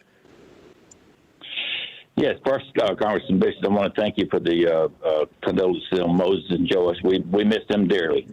Now, on the rural grocery stores, that is a challenge, and it's hard to answer because in the last 40, 50 years, there's so much of that is strictly farming, where at one time, as I mentioned earlier, there was some small manufacturing, where it was garment factories or something like that to help support those communities. And now they really, there's pretty well it's farmers and farming and farm laborers. So it's a numbers thing, and it just takes so much to be able to even the small grocery store. So it's hard to, it's still going to be unless something else could move into these areas, or if there could be just a little more population, it's going to be hard sometimes to get it something. 15 or 20 miles is a long ways to go. So I can understand that, but unfortunately, I don't know that there is a quick and easy answer to it. You also have the issue in urban areas. Has my time expired? Yes, it's a little over 2 minutes, my friend from Albany. I didn't want to interrupt that line of questioning because I think combined with what you're bringing up and what Dr. Baird was talking about gets to the whole meat of why and why we've held this hearing. We got to find creative ways to end this food hunger. And that starts with where people go to get the food. Our food banks, our convenience stores, our grocery stores. And we have to develop the mechanism and infrastructure where they are. So let me get some other members in and we'll come back to that point. And let's see, Mr. LaMalfa from California. You're recognized for 5 minutes. Thank you, Mr. Chairman. I appreciate the time and the kind way you conduct the committee here. So, well, at the risk of maybe some redundancy, since we've been running back and forth between votes and who knows who has asked what, I just have a couple thoughts here on you know how we're doing things and how we can be more successful. So I was particularly interested again in furthering the thought on the Farmers to Families Food Box program, which seemed to have pretty good success and very much so delivering quality, fresh food that hadn't quite been as available in the past. And it's, of course, domestically grown food. So can we touch on that a little bit more, Mr. Hodel, on how that has benefited the food bank's ability to deliver a good quantity and good quality of food to those in need? Yeah. Thank you for the question. We typically run with 4 to 5 weeks of supply as we try to look out and be prepared for our agencies. And we were running at that level last January, February, and then the pandemic hit. So we continue to be strong in our procurement. We continue to lean into purchase of items to make sure that we had our shelves stocked. But we saw our weeks of supply dip to 3.2 weeks of supply in April and 2.6 weeks of supply in May. And conversation I had with some other CEOs at food banks, they were seeing the exact same scenario unfold. So for us, the Farmers to Families Food Box was a huge boost. In June, we returned, as that program came online, we returned back to 4 weeks of supply. So we could see very much in our metrics what that volume, influx of food did in terms of being able to supply to our agencies, and then let alone the nutritional benefits. It's been talked about and commended very well, the milk, the fresh produce, the meat and the protein, the cheese, the dairy products, just tremendously well received, which again helps with that nutritional cycle improvement for those that are in need. So again, very appreciative, and the feedback we got all the way through our agencies and our clients was extremely positive, and thankful and grateful for the Farmers to Families Food Box. Mr. Hodel, would you? I'm not trying to put words in your mouth, but how would you compare the quality of what was coming in the food boxes versus the delivery of the freshest or the highest quality food in past practice? Did this improve that quality as well as the quantity you were talking about getting back up to that timeline of a longer period of supply on hand? Correct. I mean, when we look at our metrics in terms of the percent of nutritional value of food that we distributed, we saw almost a double-digit increase with the addition of that. The quality of the food, we're blessed with some good relationships with some retailers and some producers that we have a pipeline to fresh yogurt, to fresh strawberries. So we do feel like we get good quality food that comes into our coolers and goes out to our agencies. So quality to quality, is very equivalent. But just in terms of the overall, the net benefit of the nutritional volume of food that went out of our facilities was almost a 10% increase, which we were very thankful for. Let's talk about food waste here a little bit. That's really sticks in my craw as well, where one of my colleagues talked a while ago about the number being about 30% of food that just flat goes to waste. And do you find with the food banks that maybe some jurisdictions have health department regulations that aren't really realistic as far as how food quality might still be, even though there might be a expiration date or a use by date? Talk about that a little bit, please. I mean, more food that could actually be reaching people that is arbitrarily, and maybe in my view, deemed as not quite good. Yeah, a great question. The Good Samaritans Act allows us to be able to take those post-dated items and to give those out, which again, we're thankful for the foresight of our forefathers to putting that in place. But we do have a kind of a food distribution challenge to be able to identify and rescue and connect where that extra or excess food is. And so that's a logistical challenge that our procurement team works through to try to make sure that we are connecting where there is opportunity and where that waste is occurring, to make sure that we're salvaging that and bringing it into the food bank network. And so I think there's at times on the business side, I would say there's some hesitancy at times to maybe form that partnership with the food bank for fear of the risk that it maybe imposes on them as a business.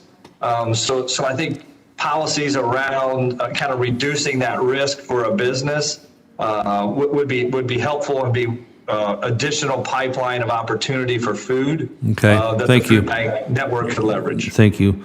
Mr. Chairman, would you mind yielding me another 30 seconds so I could ask Mr. Duvall something? I yield the gentleman an additional 30 seconds. Thank you, sir. Mr. Duvall, I wanted to touch on with the issues we're facing with food supply and such. How important is it, as a representative of farmers in America, that we have a domestically grown food supply versus reliant upon imported food, and the challenges that farmers are facing in America? In 20 seconds. Yeah, well, 20 seconds is food security is national security. And it is absolutely essential that we as a country be able to feed ourselves. For example, when we had insecurity and energy insecurity, we would depend on other countries for energy. We surely don't want to go there with our food. It is vitally important we continue to do that. Thank you, sir. Thank you, Mr. Chairman. I'll yield back. All I can say to that, my good friend Zippy Duvall, is amen. That is why we're having this hearing. Because if we don't do something about these food shortages, then you truly got a national security issue when we have to depend upon other nations to feed the most powerful nation in the world. I assure you will no longer be the most powerful nation. And I can't thank the committee enough. I mean, you all are asking some great questions. Our panelists are giving some great help here as our experts. And now let me continue with Ms. Axney from Iowa. Is she on? Thank you, Chairman. It's so good to be here, and thanks to all the witnesses for sharing the work that your organizations have done during this time of need. We've got 42 million Americans, including 13 million children, who are estimated to experience food insecurity this year. So we all know on this committee that this needs to be discussed, and I really appreciate everyone for being here and for our chairman of making this a priority. As you just mentioned, Zippy, it's a shame that we have food insecurity in this country at all, but the effects of the pandemic have only worsened the situation. In Iowa, we saw an increase of 50% in food insecurity, with over 450,000 of our friends and neighbors struggling to get the food they need. But we know this is an issue in every community, rural and urban. But as Mr. Waide noted in his testimony, rural communities have experienced higher levels of hunger before the pandemic, and the pandemic has only exacerbated those issues. In fact, Feeding America's latest reports estimates that over 14.4% of rural Americans were food insecure last year, and that's 6 million individuals in rural communities who lack the food they need. I'm also very concerned about the availability of fresh and healthy food options for these communities. For example, when I'm traveling across my district, 16 counties, it's majority rural, and I stop at a convenience store, often the only fresh item is truly a yellowing and bruised banana that's sitting on the counter. In fact, these convenience stores are often the easiest place and the most accessible place for folks to shop in between trips to the grocery store, which could be quite a distance away. So we've got to make sure that all of our communities have access to fresh, healthy foods in a convenient and affordable manner. And I'm sure that's something we all support here on the committee. And so glad, Mr. McBrayer, to hear about the priority your business has placed on expanding those offerings to your customers. My first question, Mr. Waide, you noticed in your testimony that smaller and more rural parts of the country have not had equitable access to CFAP products. Can you expand on that? And what would be your suggestions to fix this? Well, thank you for the question. I think the issue is that the way in which we're distributing the CFAP products is relying upon the relationships that the distributors that are awarded the contracts have in communities. And the incentives for those distributors is to move the product generally as quickly as they can so that they can complete the contract. They don't always have relationships in every part of the country, especially in those parts that are have fewer resources and higher rates of food insecurity and lower access to the kind of products that you're talking about. So I think the solution is that we are utilizing networks similar to the Feeding America network, where we have real relationships on the ground in every county in the United States. And so listening to local stakeholders, utilizing those organizations that already have expertise in handling this product, that already know how to get product to even the more difficult to reach areas, needs to be a part of the accountability that we put around the program. Right now, it's there's not as much accountability around the CFAP program, around how product is distributed equitably, as there is around the TFAP program. And so we would use that as a model for how you put some of those accountability measures in place and leverage the expertise of organizations that know what they're doing in this space. Well, thank you for that answer, and that's going to give us another opportunity to look at fixing that problem, and I really appreciate that. That's a common sense solution that we should be able to get behind. So thank you for that. I've heard from food banks in my state that the demand for mobile food bank setups have doubled this last year, mostly in rural communities. Can you inform us on the committee about the successes and challenges that those rural food banks are having in meeting their community's needs? Sure. So the mobile distributions have been extremely important to our ability to reach all aspects of our community, particularly given the social distancing that's required to operate safely. And it allows us to move a lot of food very quickly. The challenge around those operations just going forward is that it puts you have to be there when the people are there, and so it's not as well developed an infrastructure as you have maybe in some more densely populated areas where people can go to standing pantries at hours that are more convenient to them. So part of the solution that we're trying to develop is how do we make those mobile distributions more accessible at more times, more frequently in communities that are more remote. And food banks around the country are developing solutions around that. Well, thank you so much. I know we're out of time, but that's why I'm so proud to support the American Rescue Plan, because SNAP also plays a big part of this. And I know the food banks are a great part, but we need the support from SNAP, and this is going to help us get to those needs. Thank you so much. I yield back. Thank you, Ms. Axney. And now I will recognize my good friend Bobby Rush from Illinois. You're now recognized for 5 minutes, Bobby. I want to thank you, Mr. Chairman, and I want to welcome all the witnesses today. As I indicated once before on this committee, I am the grandson of and son of two Georgia farmers. I was born on a farm in Sylvester, Georgia, Southwest Georgia. I spent my early years on the farm. And Mr. Chairman, I would also like to say in the late 60s, early 70s, I was a part of an organization that created in this nation the first network of free feeding programs, the Breakfast for Children program. And I am so delighted to be a part of this very important hearing today.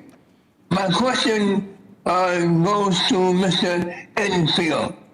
Mr. Edenfield, in your testimony, you encourage, and I quote, this committee to consider the PEBT model for summer feeding programs as well, end of quote. Can you please discuss how this particular modeling of the PEBT benefits for summer programs could ensure that kids do not go hungry? Yes, sir. Thank you. This is something I see very important because each summer, as a matter of fact, I tell my team we try to structure a lot of our ads and a lot of what we're doing, but we realize when the kids are out of school, they're not going to be getting that lunch program. So we try to have is we take bread, we take some of the lunch meat, some of the fruits. Try to have a healthy lunch that's there and try to have it as economical as possible, and it's geared really right for that. And I've thought for many years now that this is a real, and I know sometimes there's other programs, but there's not really a family program where you stay at your house and you have those extra benefits that comes here in the summertime. And so I think it's something that's very important to look at. Yeah, well, let me ask you another question, Mr. Edenfield. Or any of the other witnesses, as a part of the distribution system for food and to address the food insecurities that far too many Americans are facing, is there a role for cooperative food stores and cooperative approaches? At one time in American history, co-ops really helped play a key role.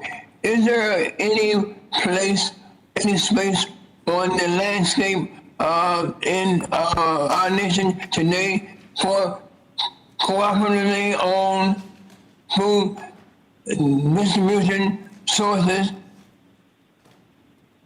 Well, that's a good question too, and if there is, and this would be, of course, this is an opinion, would be more so in the rural areas there right now. And I'm not saying it wouldn't work in other areas, but there's such a shortage in some of the rural areas that would when you're talking about a cooperative there, it's so many people buying in and having ownership in that would help make that work. And so it would seem like to just thinking about it, that would be the most logical place to start a plan like that. Thank you, Mr. Chairman. Thank you so much. And now you are back. Thank you, Bobby. And now I recognize Mr. Al Lawson from the great state of Florida. 5 minutes. Thank you, Mr. Chairman, and welcome everyone to the committee. And I know that there's been a lot of questions that is asked over the last 3 hours or so, but I have this question. I get it down to Mr. Waide. Florida 5th Congressional District is no stranger to food insecurity, and sadly, COVID-19 pandemic has only made the situation for our families even worse. From farm share of Northeast Florida to the second harvest of the Big Bend, food banks and their services have been essential in feeding Floridians. Can we talk about the unique way food banks like yours have been able to respond to COVID-19 pandemic, and how do you think the federal government can better help you all on the other side of the pandemic?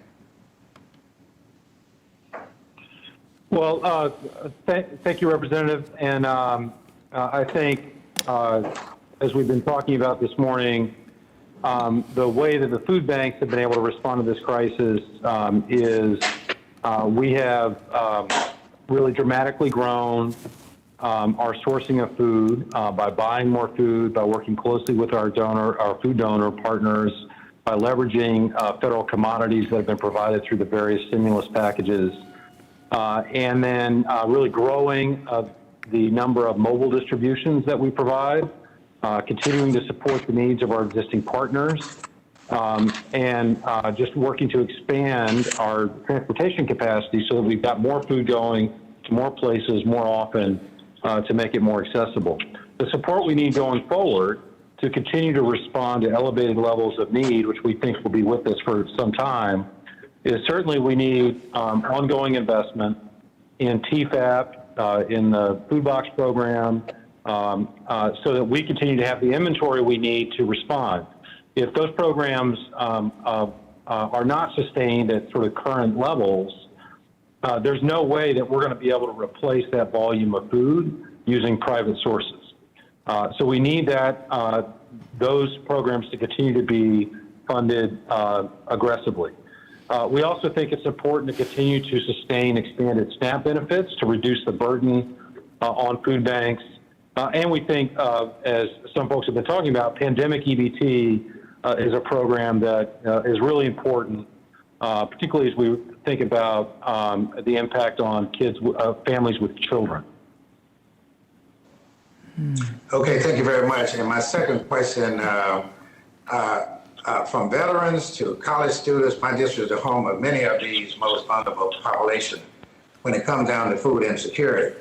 And as the COVID-19 crisis highlighted how these special populations have often been forgotten in our social safety network, what recommendation would you all make to ensure our students, even though I know several of the universities in the district have these food banks, veterans, and I have a lot of veterans in my district, especially in Duvall, probably more veterans there than any other place in the state of Florida. And elderly can be served by programs such as SNAP and the Emergency Food Assistance Program.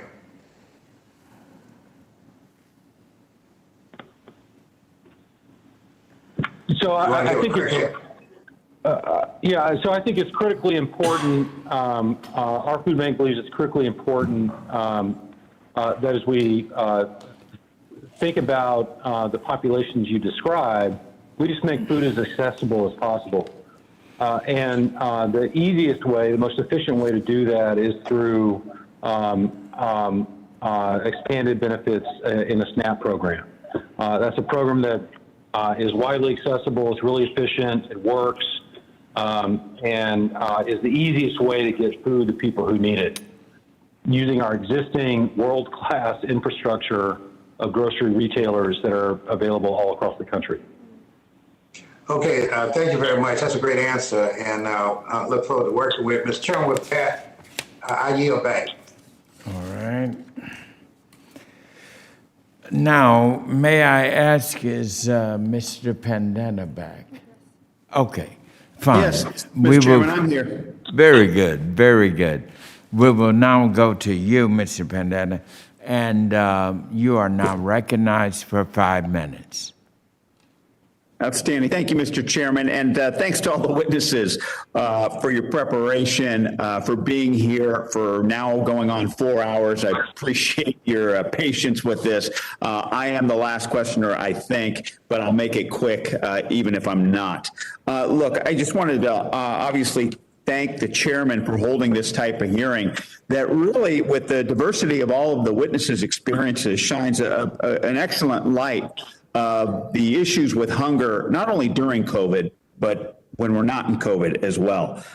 As many of you know, I come from the Central Coast of California, and as Zippy Duvall knows well, they call it the salad bowl of the world, and we are surrounded by fresh fruits and vegetables, but sometimes the people that harvest those fresh fruits and vegetables don't have access to the food that they're working around all day, unfortunately. And that's why these types of programs that we're talking about are very, very important, especially during COVID-19.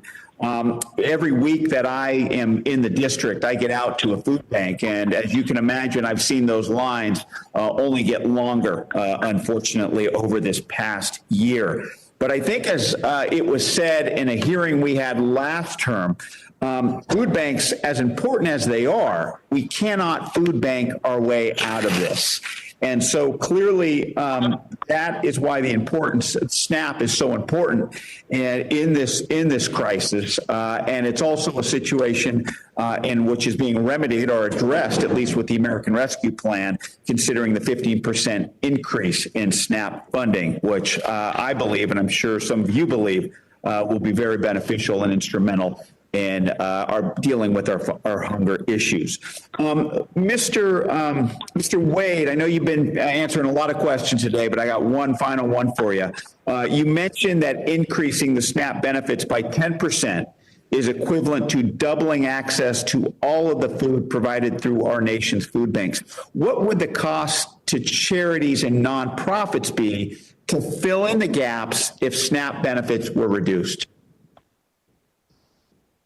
Well, if SNAP benefits were reduced, again, if we reduced SNAP benefits by 10%, we'd have to double our network. And so, we're already distributing 65% more food today than we were prior to the pandemic at my food bank. We're spending more than 50% more than we were in our expenses to do that. And so we'd have to go and find the resources to double that again, just to make up the difference of a 10% cut to SNAP. Obviously, that would not be achievable for any length of time. And that means that American families, kids, seniors would go hungry. Understood. Mr. Edenfield, if I may, can you talk about how the important role of SNAP, I want to hit on kind of in normal times, and as an income support for low-income workers in better times, what have you observed? Is it efficient? Are people using SNAP to buy the right kinds of food for their families? We find it to be very efficient. We find that if you take and we have some stores that has a heavier concentration of SNAP customers than other stores. And where it's a heavy concentration, there's definitely more of the home cooked type meals, from scratch type meals, whether it's your rice or your flour or your meal, and so many different things, and so there's much more cooking going on, and I think this also stretches the dollar a little bit more, and so I find it to be very efficient and very effective. Great. President Duvall, let me just kind of pivot over to you. Obviously, farmers in my district did a pretty good job in donating food throughout the COVID-19 pandemic. But, can you go into some of the obstacles that farmers faced in trying to donate food during the pandemic?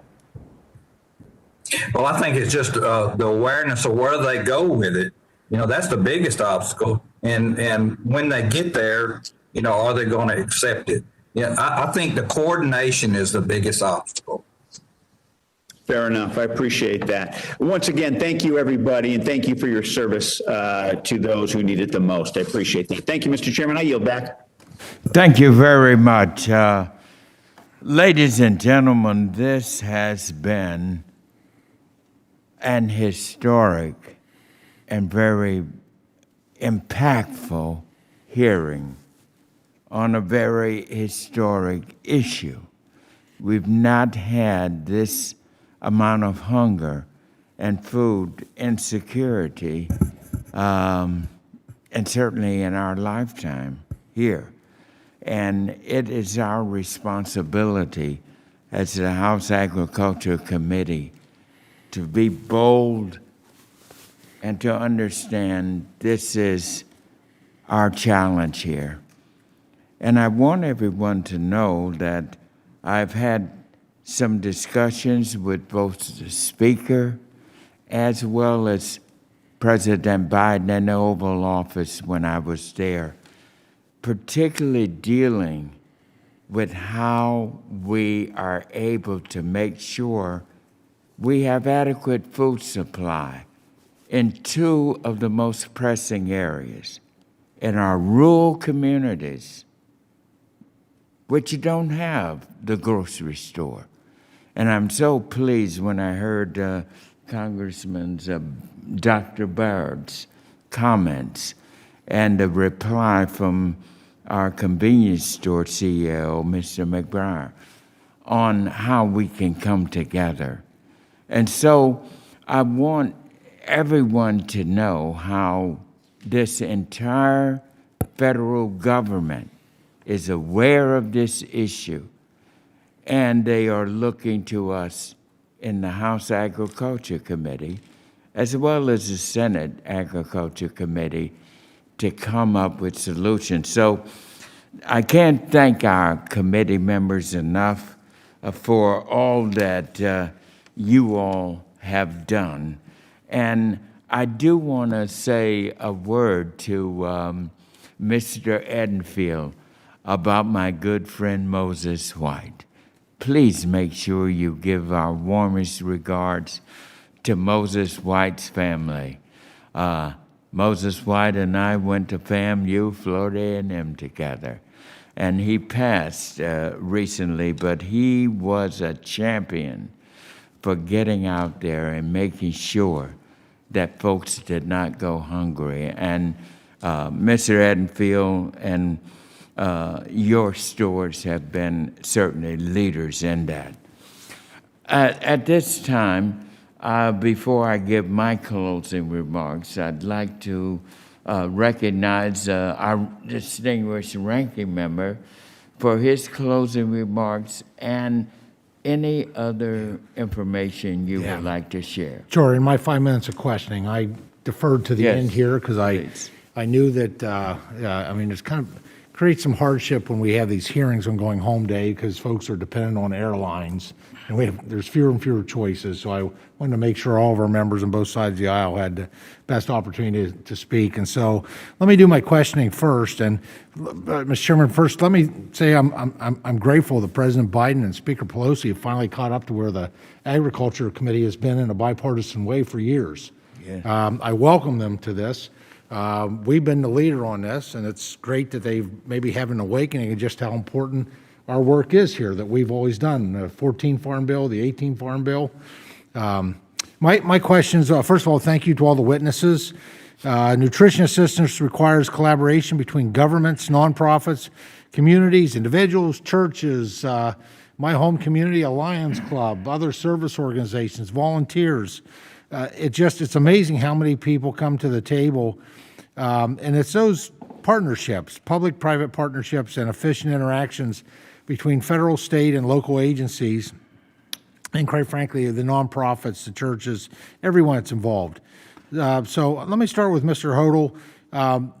How do your collaborative efforts improve service delivery, and are there areas for improvement to ensure that recipients' needs are met? Yeah, thank you for the question. At Midwest Food Bank, we believe we do have the capacity and efficiency model to serve our communities quickly and fairly. And I think this last year has taught us, doing more of the same is maybe not prudent, but also stopping and fixing is certainly not an option. So experimenting, disrupting, and trying new efficient channels to market that are innovative, I think are a solution. I think it's been talked about today that there's a multi-pronged approach to help fight and solve this food insecurity. And so the initiative and continued refinement of the Farmers to Families food boxes is a great example of an additional pipeline.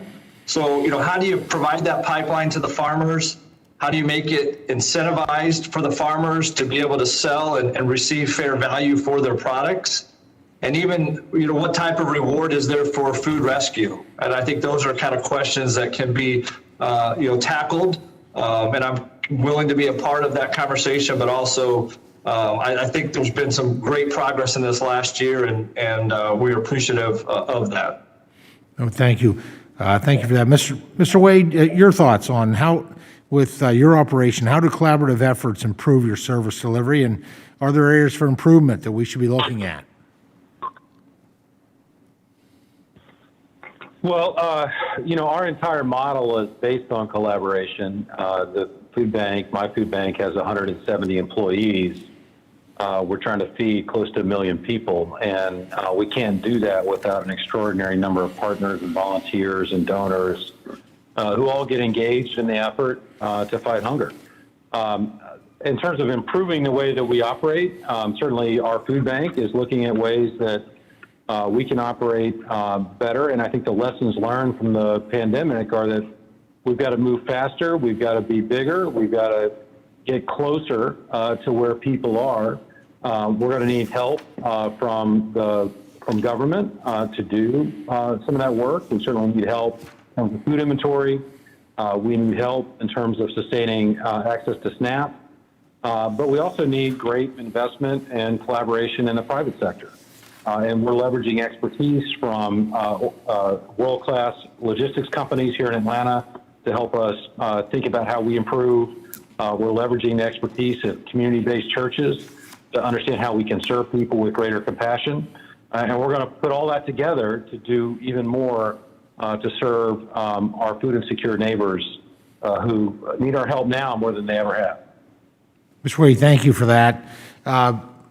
President Duvall, Zippy, the first thing is just an observation that perhaps you'd think about. I know I'm thinking about it with from an ag, with resources for ag economists. This is kind of a follow-up to Mr. Allen's questioning. I think with the amount of spending that we're seeing, and obviously when there's a crisis, I appreciate quite frankly the roughly 9% of the bill that's going to the president's desk here tomorrow of 1.9 trillion. I think that's really important and helpful. I have concerns over your 91%, but what I'd like us to look at, I think it would be helpful for all of our ag economists to take a look at the impact, and we can go back in history to see this. The question will be, what was the impact on food affordability? Because affordability and access speaks to having proper nutrition, and with higher inflation, that we already know inflation is eked up. I hope it doesn't go any further, but I'm afraid with the amount of the massive spending that it might. So that's not really looking for a response, Zippy, but something I know I want to work with ag economists to look at, and you've got some great ones at the American Farm Bureau. My question for you actually has to do with it was suggested by one of our witnesses today that the Farmers to Families Food Box Program funds were not efficiently used. Now, your testimony suggests there may be a place for a program like it moving forward. And I want to give you an opportunity to talk more about that and what that balance might look like moving forward. Well, I think, what we got to look at is our farmers always answer the call. If there's a new program out there that's put forward to help feed people that need it so badly, our farmers will adjust their marketing schemes, they'll adjust their production, they'll just adjust their processing in a way to do that. And we just got to remove all the barriers that they have to go through to get there, and be creative in what those programs look like. Very good. Well, let me just pivot into my closing remarks. It'll be, Mr. Chairman, I promise it'll be brief. They're all thank yous. Thank you for this hearing, first of all. Zippy, thank you to you and our American Farm Bureau, all of our state and county farm bureaus. Quite frankly, nutrition starts with our producers. Two simple truths: farmers feed and nutrition matters. And so thank you for that. Thank you to Mr. Edenfield and Mr. McBrier. I want to thank you and your team members that work for you. They've been working as life essential employees when other folks have been sheltering at home or telecommuting. They've been working in settings that probably have had more interactions with the public in a pandemic than any setting that I can think of. The stories that we hear, the large gatherings in these grocery stores, convenience stores. It's just I think on behalf of everyone on the Agriculture Committee, our appreciation to you and your teams.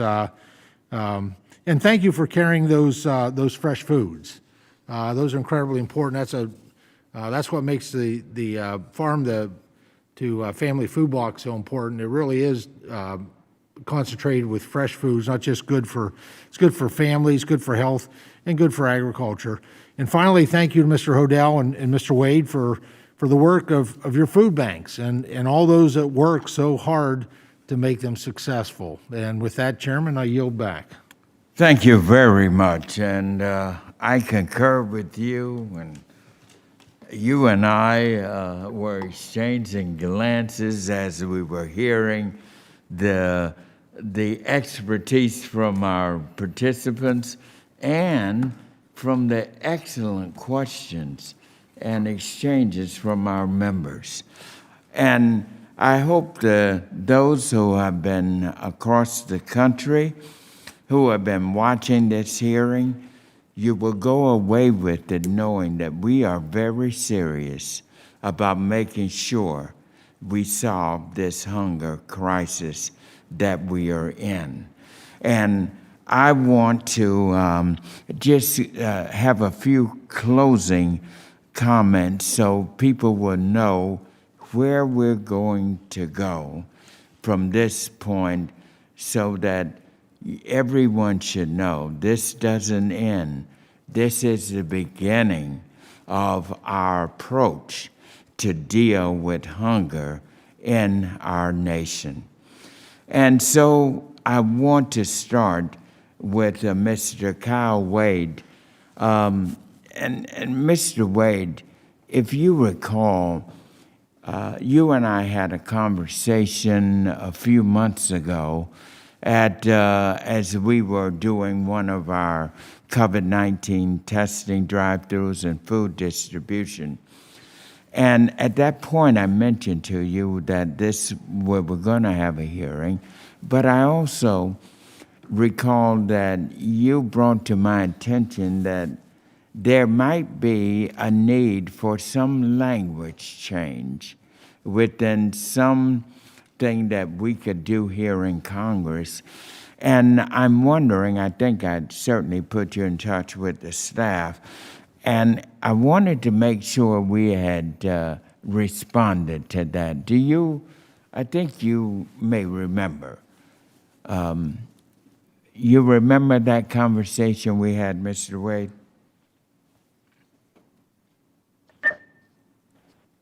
Well, we're in touch with your staff, Chairman, and are in good dialogue around that. Okay, you know what I'm talking about. Do you remember that? I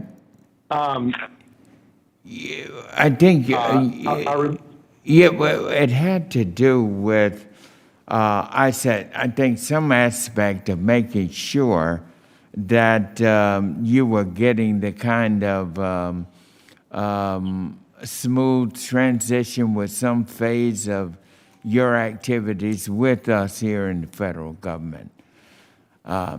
If not, we can proceed and pursue that.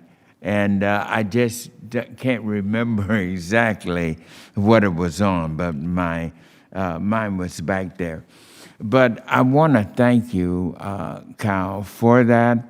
And I am asking that you continue to work with our staff, because I want to try to find some ways that we can help here in Congress.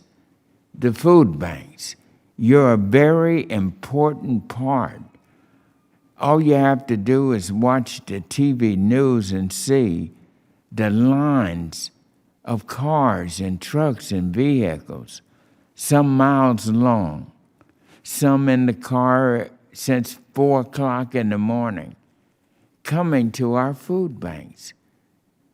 You are their lifeline. And so it's very important for us to know how much more we can help you and help our food banks.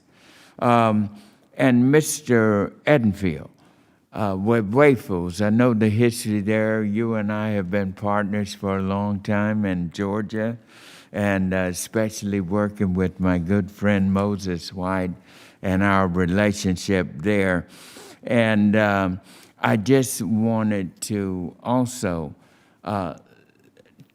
let you know that we want you to work with our staff and our committee.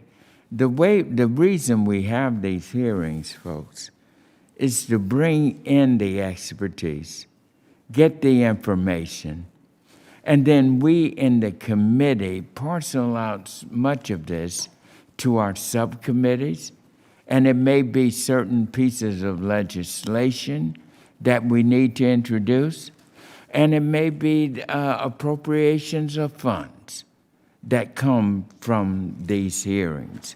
So we look forward to continuing that relationship. And Mr. McBrier, obviously, you know I'm coming to you because of the great interplay you had with Congressman Baird. And that is something that really has perked the interest of our committee, because Mr. Bishop even came in to that, and you can see the enthusiasm within our committee to reach out to you. You're the ones out there that are in the point of the battle. They come to you. They come to the grocery stores. They come to Wayfield. They come to Kroger. They come to your convenience stores to get the food. But we have a problem of the rural-urban divide, and those fault lines are getting larger and larger, and none larger than our food. And so I am very interested, Mr. McBrier, and you see the members of the committee on, about seeing how we can enhance that and utilize and develop. It would be wonderful, like Mr. Edenfield said, if we could get grocery stores popping up in the rural areas. But it's all business, and they're going to go where they have the large market. But those convenience stores are there. I know. I grew up in Aner, South Carolina, and if it weren't for the convenience store, the furthest grocery store was down the road in Conway. And if you wanted to go to a big one, it's up in Florence or down to Myrtle Beach. But it was the convenience store in Aner that provided our food. So that's the case throughout. So I can't think, I'm overwhelmed with this hearing, with the amount of information that you all have given. And Zippy, what can I say about you, my friend? You're always there, and you bring in such valuable information. And Mr. Eric Hodel with the Midwest Food Banks, your comments and your participation was great.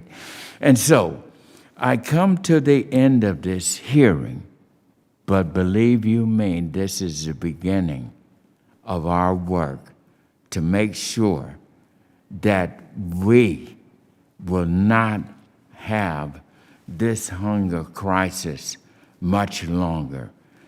I commit this committee to doing that. Our staff is committed. So I just want you all to stay in touch with us, and we will come out with that. And I might mention also what we want to do. We wanted to get a series of these hearings in and bring in so we would know what to do. The next hearing, as you know, will be on the status of the black farmers, and we will have that on the 25th. So that's 2 weeks away. And then the rural development, as I said, ranking member, you and I said we would work together on rural development. And that hearing is scheduled for right after that, after the Black Farmers hearing, so we can get that. And then, for those of you who might know, our staff then goes to work, pulls a subcommittee hearings together with all our subcommittees so we can parcel out the work ahead.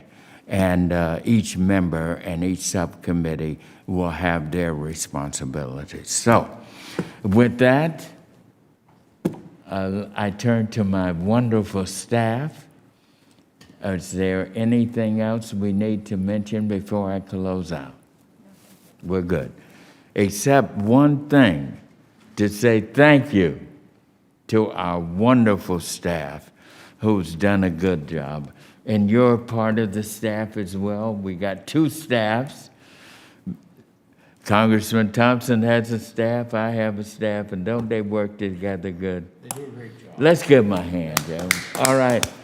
So we see the two chairmen, ranking member and the chairman giving them a hand. Thank you all. It's been wonderful. God bless all of you. Thank you.